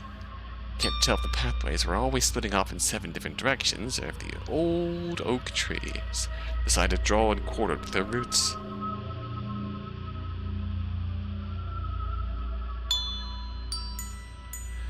There's a raised flower bed right next to the house. Maybe a vegetable plot. Nothing but dry wild grass growing there now. Over the years, the rain from the gutters fell so hard against the potting soil in that plot it splattered against the walls and stuck there like paint. It almost looked like the dirt was climbing up the side of the house. The bed's a mess. I don't know how the hell I'll find it in here, if it's even around. If it is here. Oh, Tabitha. I seem to have gotten myself stuck down here. Can you get up? I can't. It's no problem. I just kept on at my garden. Oh, I'm spending more time with the weeds as they come up so quick this time of year. Yeah, we've gone out of Evie's past and into Tabitha's past directly.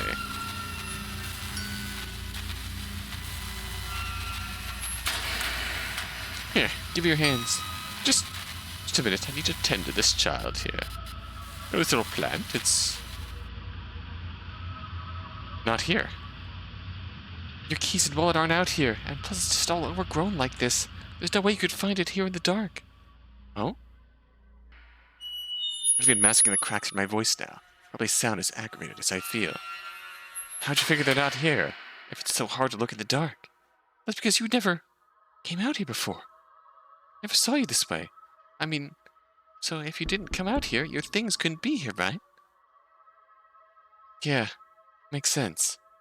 That's not what I'm looking for anymore. Oh. What are you? Hey, what's in that shed? Oh, the garden shed's been collapsed like that for a long time. I think all the tools are still there, but the walls are caved in and the trees are growing up through it. Tabby? Just to look inside should be all I need. Tabby, please, you have to go back inside. Tabby! It's not safe here. Tabby, I can't. I had an imaginary friend when I was about 6. What? I shrug it. Dry half grin tugs at my lips. And what kid shit? I don't want to argue with one of my cousins over it, though. I swore that my imaginary friend was real. He told me I was being a stupid weird baby who needed to drop that shit. So I argued. Thought I had proof she was real because she told me things I couldn't possibly know. He said that maybe I did know. Maybe I was lying to him. Or else lying to myself. Couldn't prove it. Not any way he would take for fact. I snorted out a weak laugh. Forgot about that until just now. Hey, Tabby! There's no way I didn't remember back then, right? Yeah, I definitely did. Tabby, you're not making any sense. Come back in the house. You'll pass out if you stay out here. You probably know where I took this job already, right? You said before, I mean, it was because of your neighbor. Or ghost. Was that it? Gargling hiss came up from my throat. Yeah, that was probably it. But you know, I never did get the kind of proof that people would believe back then. Honestly, if not for that, I doubt I'd be out digging through someone else's backyard at ass o'clock in the morning looking for foxgloves. I won't find any. Please, Tabby, come back and... Shut up for a minute. Please. Focus. I need to focus. Listen to her. Just focus. I've been stuck here like this. Fuck, what if it happens when I find it? Someone just ripped it off the stem or cut it clean. What does it even mean? That I remember it that way? That I wanted it to be that way? Shit, shit, shit. Oh? Is that it? Tabby, you can't stay out here! Foxglove, I know how it smells, and the flowers are easy to spot, but they're all rotted on the ground now. I'm so fucking stupid. Wake up in the middle of a haunted house, talk to a ghost, relive childhood trauma. Well, sure, that's just a normal day on the job, but not a literal nightmare. Where is it? Tabby! Shut up!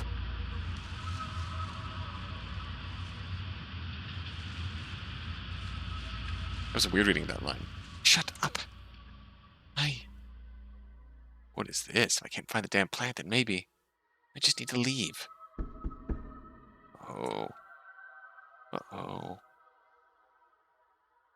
So, this is a completely different garden. I knew. No, that's not fair. I suspected. I wondered if I might have made it all up to cope. If all this might be in my head. I didn't want it to be true, but... Shit! My entire career is based on not wanting to believe it was all lies I told myself. I hated what they did to her, how they talked about her when she died like that. I hated the way her nephew swooped in and gutted everything valuable she had left. Oh, Tabby was friends with the lonely elderly neighbor when she was growing up. Fine, I get it. I'm still stuck back then. I need to leave. Fine. I'll go, and everything will be over, and I guess I'll get a fucking job doing local news camera maintenance or something. Tabby, wait. I'll go. Tabby, don't touch that. Please, just stop and... What? Oh, that's barbed wire. Oh, that's barbed wire. Listen. That's barbed wire. Tabby, no, no, no, no, no, no, no. Oh, God. Oh, God. Oh. Stop him. He's already... Too late to stop him. He's already... Can't stop him. He's already here. Oh, so Garrett's ghost is here. And it's the... Oh no. Oh, no, no, no, no, no.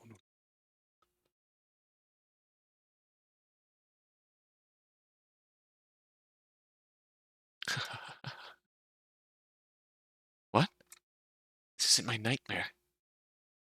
But maybe it's hers? I mean, I'm sorry. I couldn't stop you this time. I'm sorry. I'm sorry. I won't let you die here. I'm sorry. I'm sorry. Barbed wire.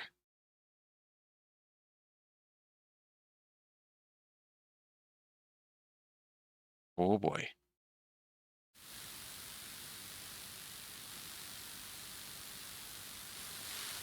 Couldn't stop you this time. Yeah, that's the exact same effect that happens when you try to open Garrett's bedroom door. So, all that talk about the ghost of Garrett Larkspur. And he is here, isn't he? Oh boy.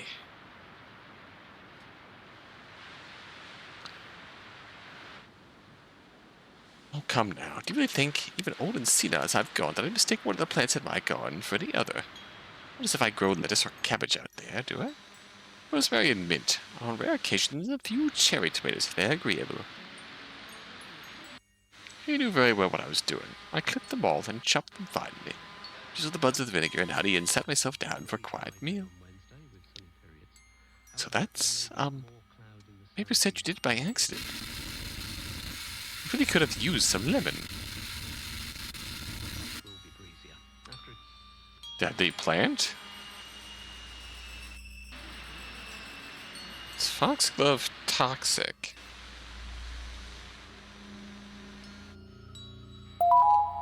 Ooh. Damn. Yeah, toxic species of flowering plant. Toxic species of flowering plant. Damn. Need to get better at catching myself before I pass out. Keyboards imprinted across my face. My neck hurts like shit. And why the hell is Jonah awake and sending emails at 3:33 a.m.? Ooh. We get to explore.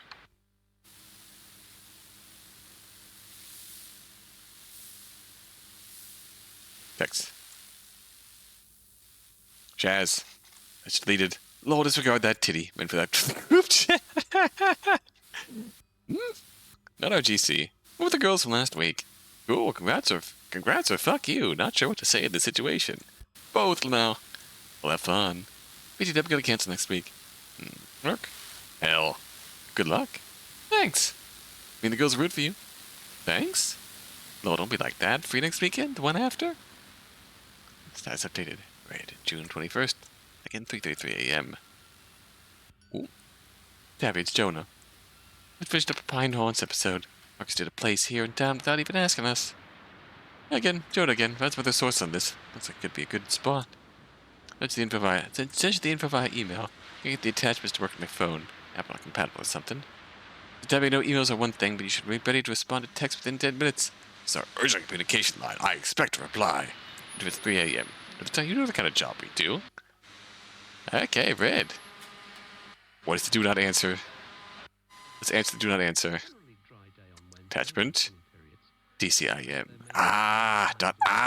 Failed to load. Oh, but not recognized. Shoot, it's not going through. DCIM. Failed to load. Oh, but not recognized. Tabitha, I'm trying to send you pictures of your father's gift. I just got a new seat warmer for the couch in the car, and I need your opinion on it. Let me try again. 99999. Please call me. Your poor mother's having the worst time with this phone. I don't know how I've broken it. Tabitha, I know my poor phone is not working. Tabitha, please, my messages are now in Chinese. I saw a job listing for a sports reporter for the Associated Press today. I'm sending that to you. Attachment failed. Please call me. Fuck. Tabby, thank you for the card. It's so nice. We can visit again someday. Even if you have time away from work ever. Walk Brighton with the Lord, for he will guide your purpose. As his name, he will bless your works.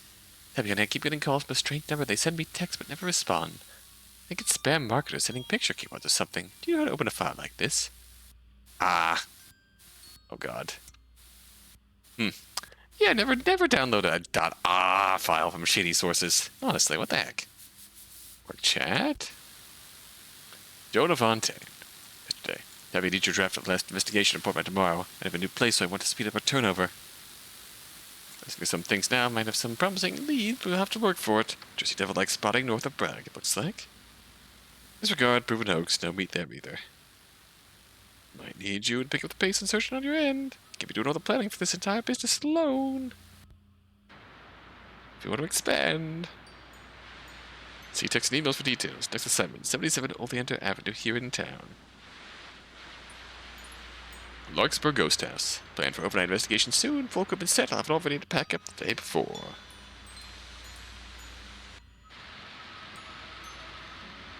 Spawn, when you see this, need to lock in the plans ASAP.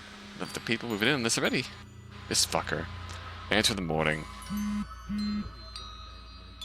Evie? Oh, Evie. 456, April 7th. I'll join us so I could deliver the resignation in person. Good luck to you both. Oh, Bennett's out. Evie? Evie? Evie? Evie? Oh god. Runa Fontaine at star. S. Preacher Nature, Paranormal History, and Current Events Newsletter. June 23rd, 303. Everything into this. Next job prospects. Hi. Already got a great lot of good info on this. Definitely an EVP hotspot.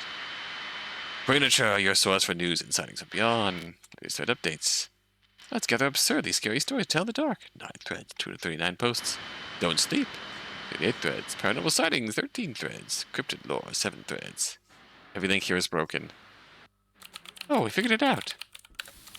June 3008. Sorry. Didn't know that links were routed somehow through the listserv or something. Not sure why they won't work. Here's the info. Check your text. Pine Haunts podcast was here. Latest blog entry and podcast on the Larkspur House. Extremely haunted historic family home associated with multiple straight deaths over the years. EVPs, hot bear cider, hospital glamour. Help Nancy. There's no Nancy. Why are they? A full report on our site, but some highlights huge levels of activity that forces us to retreat with the house entirely at one point to regroup. Oh, that's full. That's horse hockey. Loads of poltergeist activity, entire doorway that appeared a completely smooth, solid wall. And, well, that might be legit. That feels like that was Garrett's study. The whole barbed wire wrap door. That is something.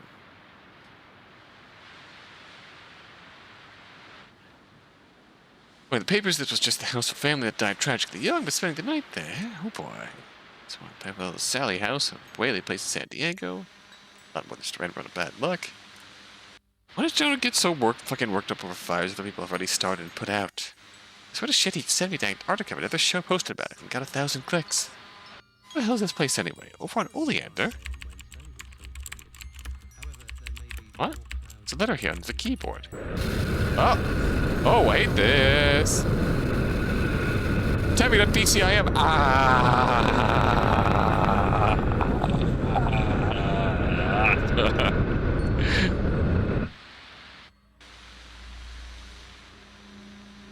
No, Manji, you tried to warn us. We opened the file. Oh boy. Okay, this is wild. Find keys. Tabitha, are you awake? Tabitha? Oh, they're alone for a minute. I want to walk in and raise the fuss like the other day. She needs to get it in her head, though. She's about to cost me my job. Not gonna come to that. We need to. You know you need to start going on there to drag her back when she goes over to that old bitch's house. Oh, wow, damn. Time she goes over, and I'm the one who picks her up. That woman's liable to call my boss again. You know how it gets when these old people get demented, their minds start to go. She'll call up and say all kinds of shit and make it sound like I'm still collecting pay from her. Think I'm working under the table or scamming her. That's my job. That's my job. That's Tabitha's college fund. That's our insurance. We don't have that kind of money, Brandon. Foxglove. Oh, I don't like this at all. On shoes. Alright, I'm heading out. Wait a minute. Where are the spare keys? I want to head to the flea market later. Be right there in the basket on the kitchen counter. That's the first place I looked, dear. Alright. Maybe one of us put them in the junk drawer. Tabitha, get out here. We need your help. Bandage and disinfectant. And with a glass. I swear to God, I am so glad that woman ran out of money. She's the most infuriating bitch I've ever had to change a diaper for. Wow. Here we go. Not bad.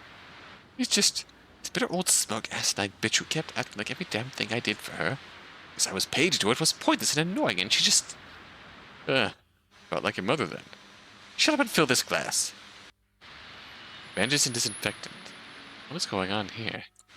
Change wound dressing. Tabitha! Tabby! Tabby, where you at? Are you in the house, Tabby? And please get this chowder shit out of it. Gotta talk. Support card seem alright to you? This is the sort of report card you think gets you into Cambridge? MIT? Ah, yes, your 6th grade report card is... MIT's gonna give a crap about your 8th grade report card. Think MIT likes decent pre-calc? Tabby, come on. Tabby, I know you're trying, but you gotta stop wasting time running off that old lady's house and listening to her. You're just lonely and about to die. You'd say just about anything to keep you coming back over there.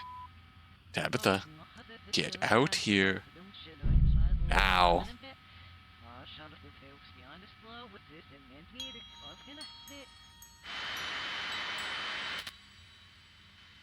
Guilty. Tabitha, we love you, honey. We are trying to understand. Why do you keep going back to that woman's house? It's trespassing now. You know that, right? Listen, we're all upset when people we know die. We all go through grief. We're probably too young to remember, but I cried so much when her grandma died. I didn't believe it till I saw her in the casket. So I know what you're going through. But you've got to handle it in a healthy way. You've got to stop going back over there pretending to talk to a ghost or whatever. You're scaring me. You're scaring your father. Tabitha, are you listening?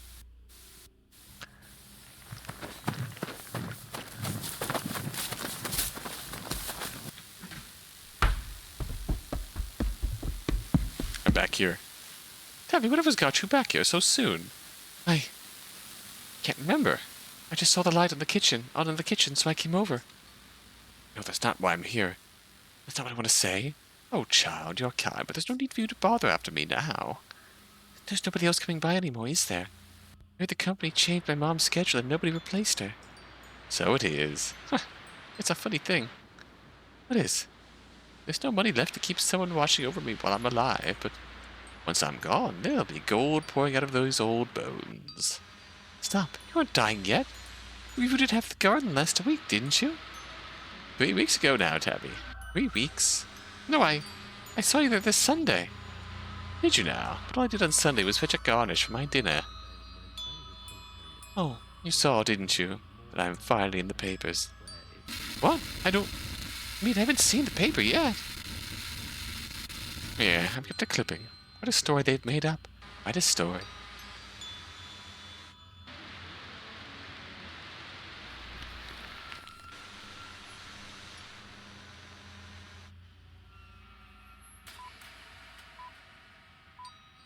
Holy crap.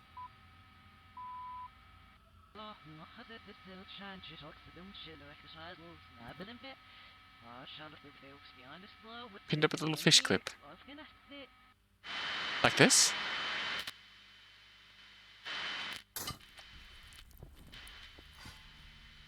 Yes, just like that. A little deeper for the bulbs if you can. About a fist deep? That's it. Just like you're lopping off your fist and planting a little hand tree in the soil. Gross. A rectangular bit of dirt cushions me while I kneel down. My hands are covered in bits of fertilizer and soil. What was I planting? Right, bulbs and seeds.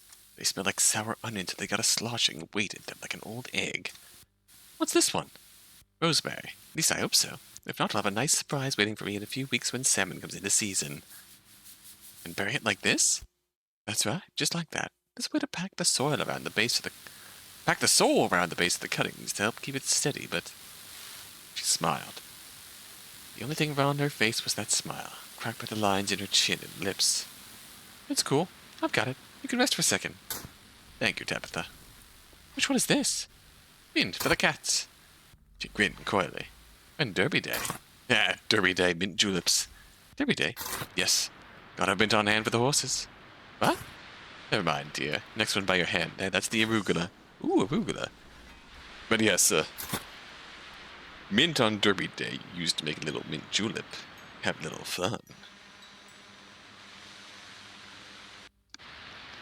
This one? For salads? Yes, that's right. This one too?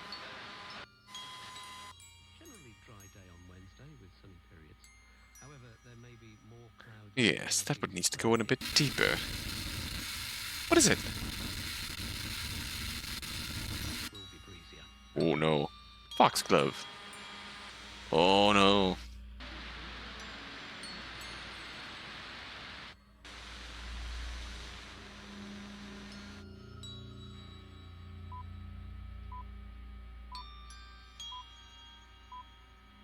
Icy barbed wire.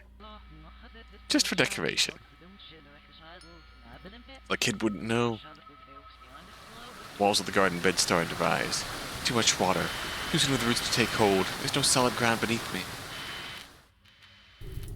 Need to be more forthcoming about. You're distinct to be Christian. These preoccupations aren't just harmless fads. What you need to understand is the way in which employers find and hire people.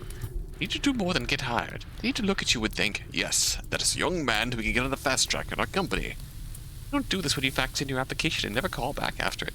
You just shake some hands. You make sure they know your voice. Oh God, this is a outdated mentality in this 2020, but 1990 probably a bit better. We returned. We're going deeper into who? Yeah, so Tabby just went a real mind trip, reliving some childhood trauma involving her elderly neighbor, who seems to have taken her own life via foxglove. And meanwhile, poor Evie here.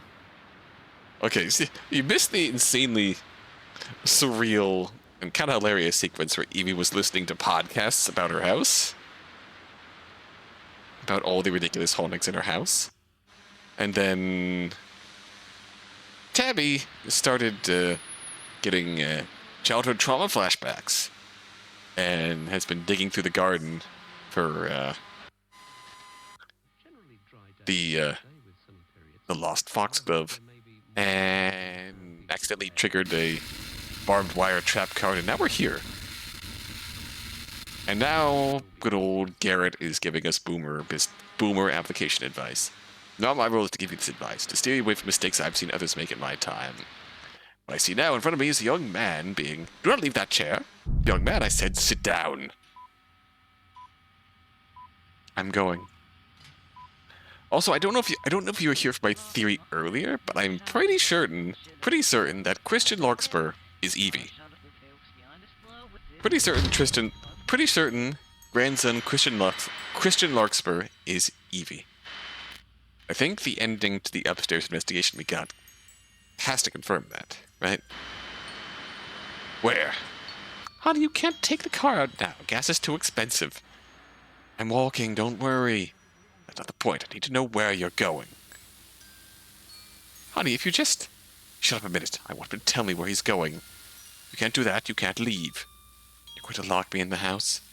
I'm taking your keys. Give them here, now. I said give them here, now. Oh, God. Ah, there. Now, until you decide to tell us where you keep running off to and why you keep sneaking the car off, you will have to deal with this. If you want to leave, then leave, but don't be surprised if I can't get back in when we lock the door behind you. What choice? What choice did I have if I wanted to...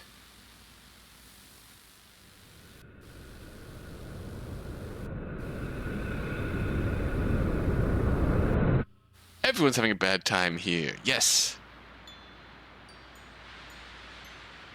Meanwhile, in Tabby's nightmare... Choice? What choice did you mean? Where you haunt after you die. Oh? I didn't know you got to choose. Maybe you do. So where? Where? Oh yes, it...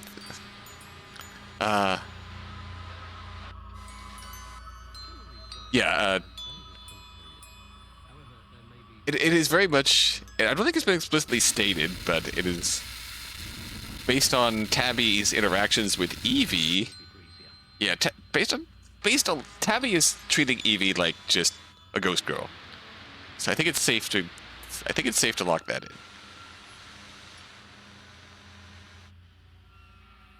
And also in that ending, I think Evie also identified as a girl.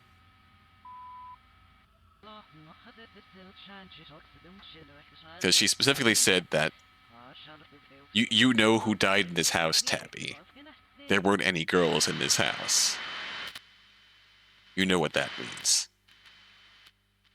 You can't do that, though. You need to pick a place. Why? You know what it's like being a poltergeist. Yes, I do. I'm a ghost, remember? I know. This is dumb. I'm 8. I won't die until like 40 more years. That is 8-year-old logic right there. But if you died tomorrow, then No, I'm not 8. What? What the hell? If you died tomorrow? Shut up! I'm a ghost, remember? Shut up. God, I don't have time to argue with some dumbass kid's imaginary friend. Maybe you do. So where? Where?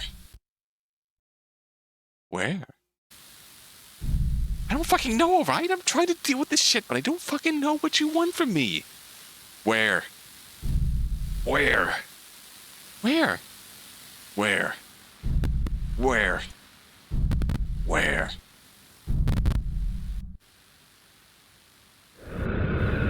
Where are you? Tabby? Tabby, where are you? Tabby! Tabby, where are you? Who is that? Tabby? Tabby, I'm so sorry. You have to let go, please. Evie. You. Tabby, let go. Yeah. Yeah, I know. I got it now. You in this house, in this garden. I get it. Just like Eleanor, right? The house got a hold of me because I keep holding on to this shit. I get it. It's not like you can just... Fuck, it's not like I even know how to just get over it. No, Tabby, you need to let go. The barbed wire, please. You're bleeding too much and I can't stop it. Oh yeah, the barbed wire. Tabby! Tabby, where'd you go? Oh, we're out again. Holy crap. is. Behind the house, the spot where the impatiens died last winter. Should be about 2 feet down. Dig. Think distance 20 inches. Starting to rain, I need to hurry. Dig. 15 inches. These roots. Think this is it. Dig. 9 inches. Get back in here. Don't run from me. Dig. 7 inches. Better not be out back at that garden again. Dig. There, I've got the corner of it. Dig. Almost got the handle. Dig. Handle? Pull. Dirt claps around your hands. It's at the surface 19 inches. Rain is coming. Damn it. The water's pouring in. I can't see. There you are. Get up. Get up. I'll drag you up. Oh, we got choices. Pull.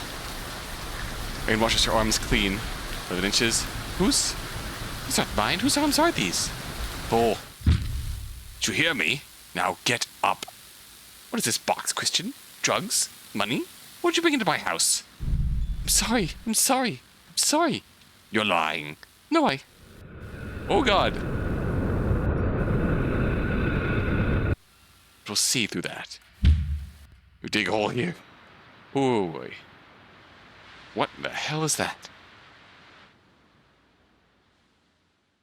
Holy shit. Dig, dig, dig.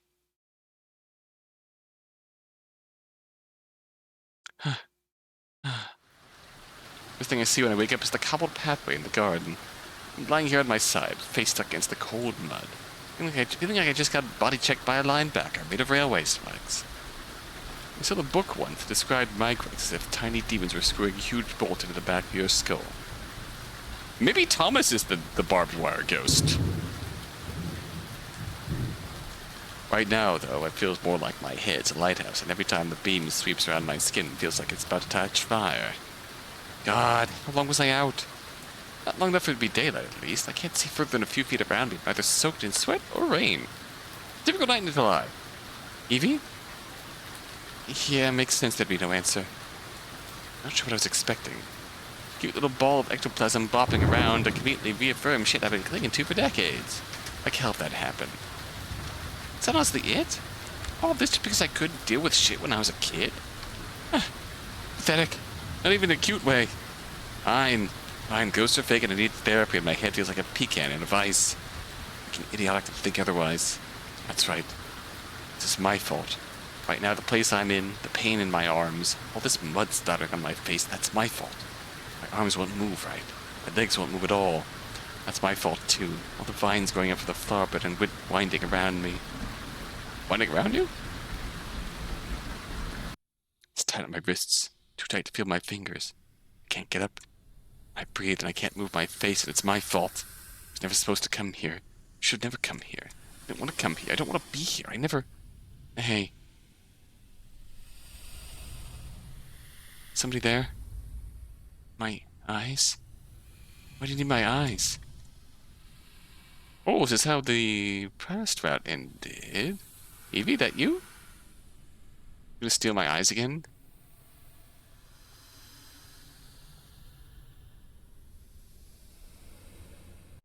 This is in fact... Oh, don't like this. Oh, I don't like this. Oh, that can walk right off. Hi. Oh.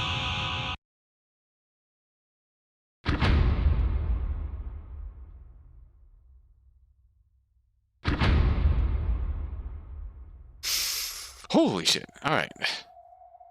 Alright.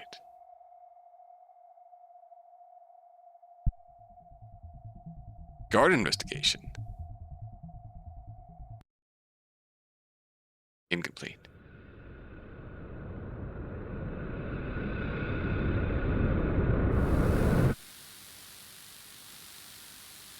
Hey, Tabby?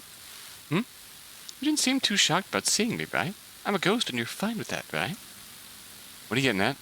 I just don't understand. You have every reason to believe I'm real. Why do you hate the things people do to try and prove ghosts exist? Because that's not what all that shit does.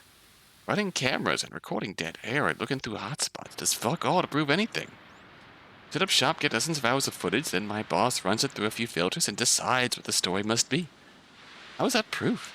How is it proof of anything when someone just barges in, claims they're a medium or whatever? Suppose that a mix of bad improv and facts they learned from the Register of Deeds, then that becomes all everything ever hears about the people who died in that place. I hate it.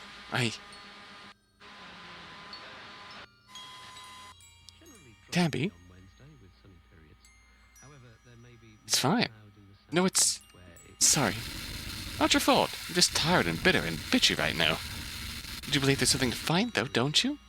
What? I just figured. We wouldn't keep doing this if you didn't think that. Ah. Yeah, I guess I am. Trying to find a way to get real evidence, I mean. Something that has more weight to it. Sorry about that. No, it's okay. It's fine. You seem like you're really stressed out, so it's only natural. Thanks. What about spirit boards or divination or things? Oh, I need something reliable that even stubborn shits like me would believe in. Something convincing. I see. What other things are there? What other ways do you usually use? I'm gonna just list them? Alright. We already talked about cameras. They're mostly useless. Orbs usually dust, and if they aren't, and you have no way to prove it. Infrared is dicey because all sorts of things can have cold spots. Even just the fact that I'm standing in this room can start to change the airflow. I guess catching you throwing a book on camera would be solid, but even that won't convince most people. There's no way to prove it wasn't staged or edited. Oh yeah, like with wires. You like fucking with wires, don't you? Oh, there's that. Good old barbed wire. Sure, they can do it a bit easier nowadays with drones and CG, but basically the same idea. And there's the audio stuff. Also not helpful because what's it mean to have a voice clip of somebody talking? That makes sense.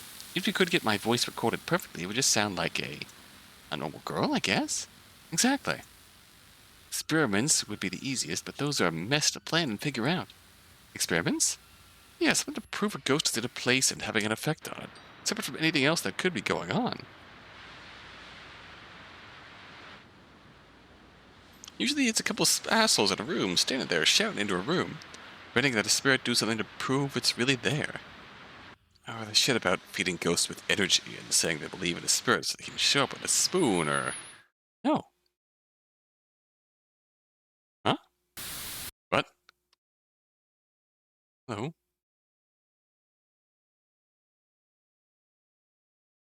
With a chair. No, that's real. Sorry? Why are we at the barbed wire chair? I know for certain that part is real.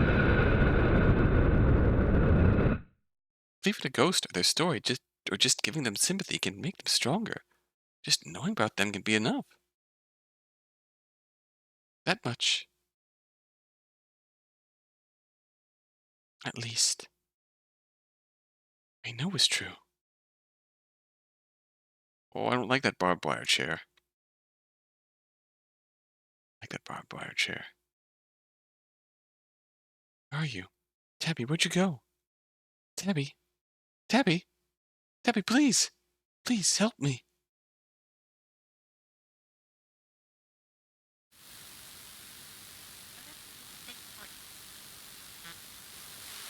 Early Wednesday morning, a neighbor found Madeline Jefferson in her living room, sitting lifeless in her favorite armchair. She looked perfectly at peace, but her death may have been anything but gentle. Not to reveal that Miss Jefferson died of sudden heart failure and likely suffered extreme pain in the moments leading up to her death. Culprit? A popular flower that she and thousands of others keep in their gardens. Alright, that went better. We all good, Sam? All good? Got everything perfect this time. I'm gonna go grab some B-roll at the house while we wait. Take your time. The guy they sent down is still questioning the neighbors, so... Okay, now I understand why you might be upset. You knew this woman, right? Go on, Tabitha. I've already talked to your parents. Let's get this all wrapped up before they get here. I'll let you off with a warning, but I'm gonna need your help before that happens, or else we're gonna have issues. You follow me? Hey, I said, do you follow me? Oh, yeah? Good. You know what obstruction of justice is? Obstruction of an investigation. Yeah. Excuse me, what was that? Gonna need you to speak up. Yes, I know. Asshole. Right. So now tell me this. How did you know Madeline Jefferson? Oh, don't... That? She's an old lady I helped with her garden. About how often did you come by here? 3 to 4 times every week.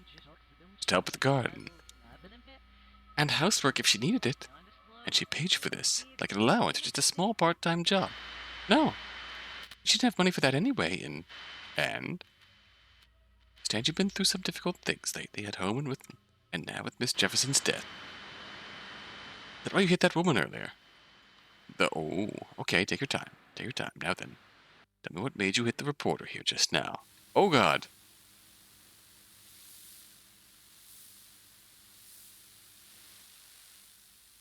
I don't know. Don't know why you hit her. It just happened. Couldn't control yourself, you mean? Didn't realize. It was an accident. Didn't look like an accident to me. I just wanted her to stop talking. Why? Why do you care? Because, believe it or not, I'm trying to help you out. Tell me what happened out there, and we'll be one step closer to getting you out of this car and on your way home. Home not a good option? You got trouble there, too? That's none of your business. Vicky, you're making it my business. I wanted her to shut up because she kept saying it was an accident. The reporter said what was an accident?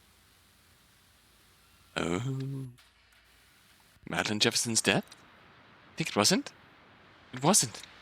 What do you think happened? If it wasn't an accident, then obviously it was on purpose. Dumbass. I'm gonna need you to elaborate. What do you know about Madeline Jefferson's death?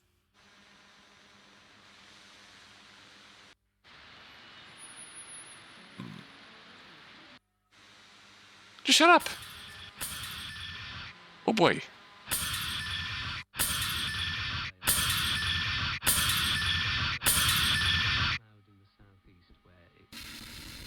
It's time to admit that you were the one who lied, Tabby. Did you just want someone else to hate more than yourself? An old woman died by accident, and you've twisted your whole life into shit because you couldn't handle that. Now you're trapped in a dream, aren't you? That's what this is. Help yourself out, Tabitha. What's going on here? You don't tell me, no one else will piece it together. What's going on here? If you don't. What's here? What is she? What?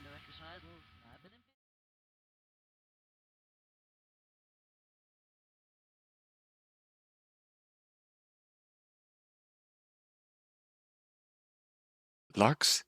Katydids. There's only one of me. That's all I've got. This is still going.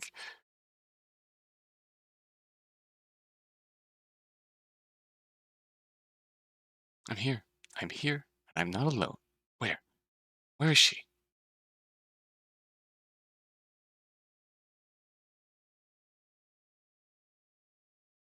Oh, oh, oh. Huh? Mirror. There? In that mirror? Who is it? Oh. It's me. What was I doing?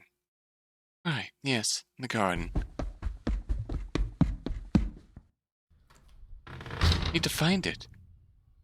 No, hide it. Need to find it. What am I hiding? In your hands. This box. Christian, need to hide this box. This isn't mine, though, is it? It's mine. Oh, it's yours.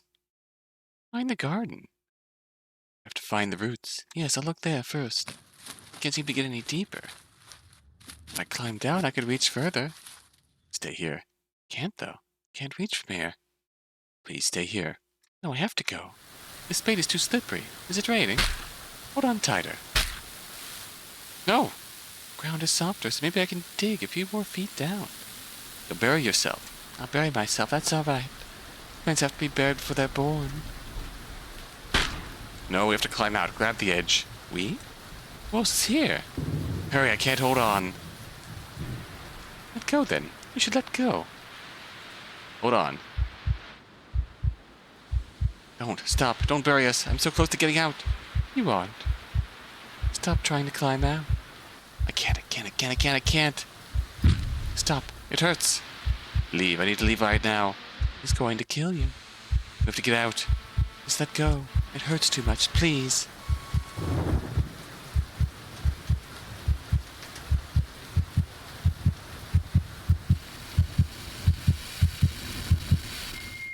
Tabby, let's go! Tabby, let go!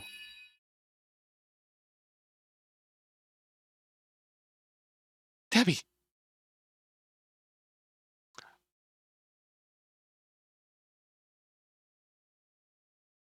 We are several levels deep in this dream. Tabby, come on. Please. Tabby, don't close your eyes, please. Who the fuck would close their eyes out here? Not trying to take a nap in this shit. Tabby! Ow, shit, what was that? Which thing? Because you just tried to grind your own hand off against the barbed wire, and now you're bleeding even more than you were before. Time good Evie's tone confuses me. Takes a minute for her voice to settle in my ears, and even then, I can't follow her.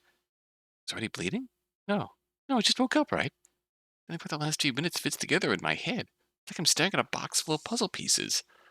They're all from different puzzles, but somehow every piece fits together with every other piece perfectly. What the fuck? Evie? Don't talk. Please, not for now. Pretty hard to climb these. Ugh. What happened? Please. My arm feels cold. No. It's my entire body. I don't think I can move. My head's lifting up anyways. Oh, that's what's happened. Grabbed the wire and everything went to shit. Lost a lot of blood, I guess. Unless that belonged to someone else. But who else would be in a place like this? What I see here, or who I hear. No one in this house right now is me.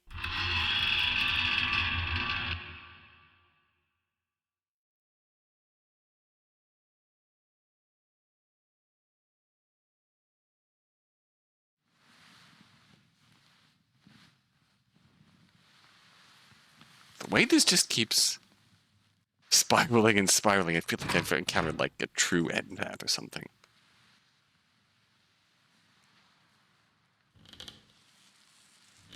Or just in the level of detail that we're spiraling through, like Tabby and Evie's intertwined stories here. It's a lot to process. Okay, we're back. Ow, shit. Eggshell? Alright, here we go. Where the fuck am I? My hand feels like I got clamped to a drill press. I cut that tonight? Wait, no, these bandages are old. Still hurts like shit, though. Figured out in the... Wait, damn. Phone's dead. Where the hell's my wallet? My keys? What's I even doing here? Okay, so, not a goddamn clue. I feel like I can't leave. Not yet. How? It's like hell. Okay. So look at my stuff until I figure out what's keeping me here. Memory's gone. Garden investigation complete. Yes, okay. That's the last. Okay, that's what we skipped over before. Holy shit. Wow.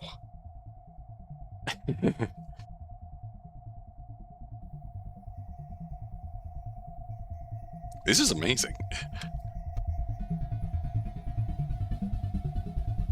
Holy shit, this is hitting me right in the...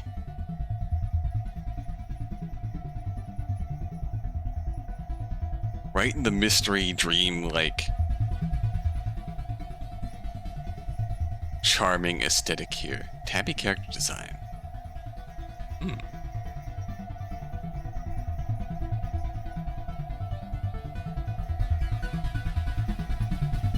Whoa.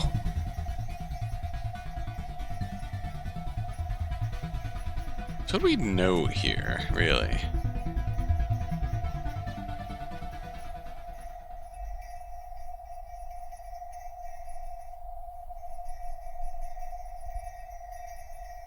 Keep on going to remember. Promise me this won't be the end. Oh, man.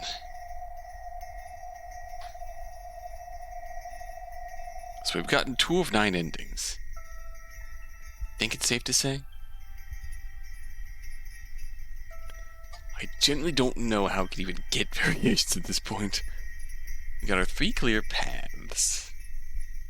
And beyond that, not really much. And then just a... What? Hello. Doing? Be employed by thee or laid aside by thee. If thou salt for thee or brought low for thee, let me be full, let me be empty, let me have all things, let me have nothing. I freely and heartily yield all my things to thy pleasure and disposal. Ah. Hot breath is blowing across my neck. It's gross, so of course I squirm, and of course that makes the barbed wire dig deeper in. Slipping below my skin now. Just cut it off, just hack it off, just let me cut through this bone, I'll be free, and I don't need to listen to this rancid tripe. I'm sorry, I know that I don't have the endurance to read ceaselessly the way you might need. I was hoping Pastor Michael would help, but he refused. The Lord has his reasons, I'm sure. I hate his voice. Just leave me alone with the metal and the tape and this awful wet feeling dripping down my arms. Talking like this just makes me want to fucking hurl. I bear as much blame for this as anyone. We wrestle not against flesh and blood, but against principalities. Noticed soon enough, and I was too lenient on your parents. Garrett is doing the exorcism.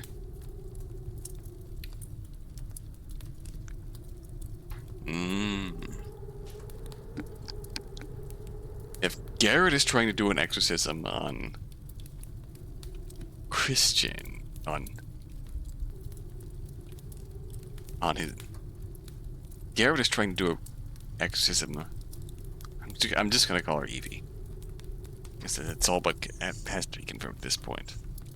If Garrett is trying to do an exorcism on Evie, thinking she's possessed, probably snapped after Thomas and Gloria died in a car accident with a barbed wire. He's using barbed wire to bind her. She noticed soon enough, and I was too lenient on your parents. You're negligent, unfit. Didn't want to be true, but my daughter, I am sorry. I am so sorry we failed you. You're crying now? Then choke. You deserve better. I will not abandon you. We have the whole church, I ask you. Do you renounce the spiritual forces of wickedness, reject the evil powers of this world, and repent of your sin? Holy water. Water drips down my face, the oil of my forehead runs into my eyes, it burns. Ask again. We have the whole church. Do you renounce the spiritual forces of wickedness, reject the evil powers of this world, and repent of your sin? My throat feels like mud. The only sound I can manage bubbles up like a growl. Once told me that sin lies in the heart, that there are sins that only take root with action, others that the form of thought, division of our mind as well as our hand.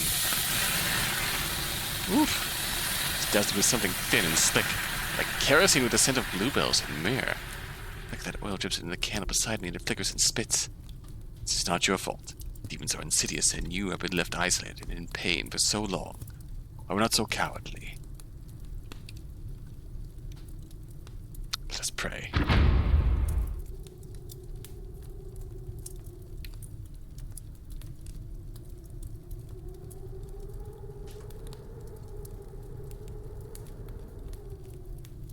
Oh boy. Shit. Shit. Stick out my shirt. Where the fuck am I? Alright.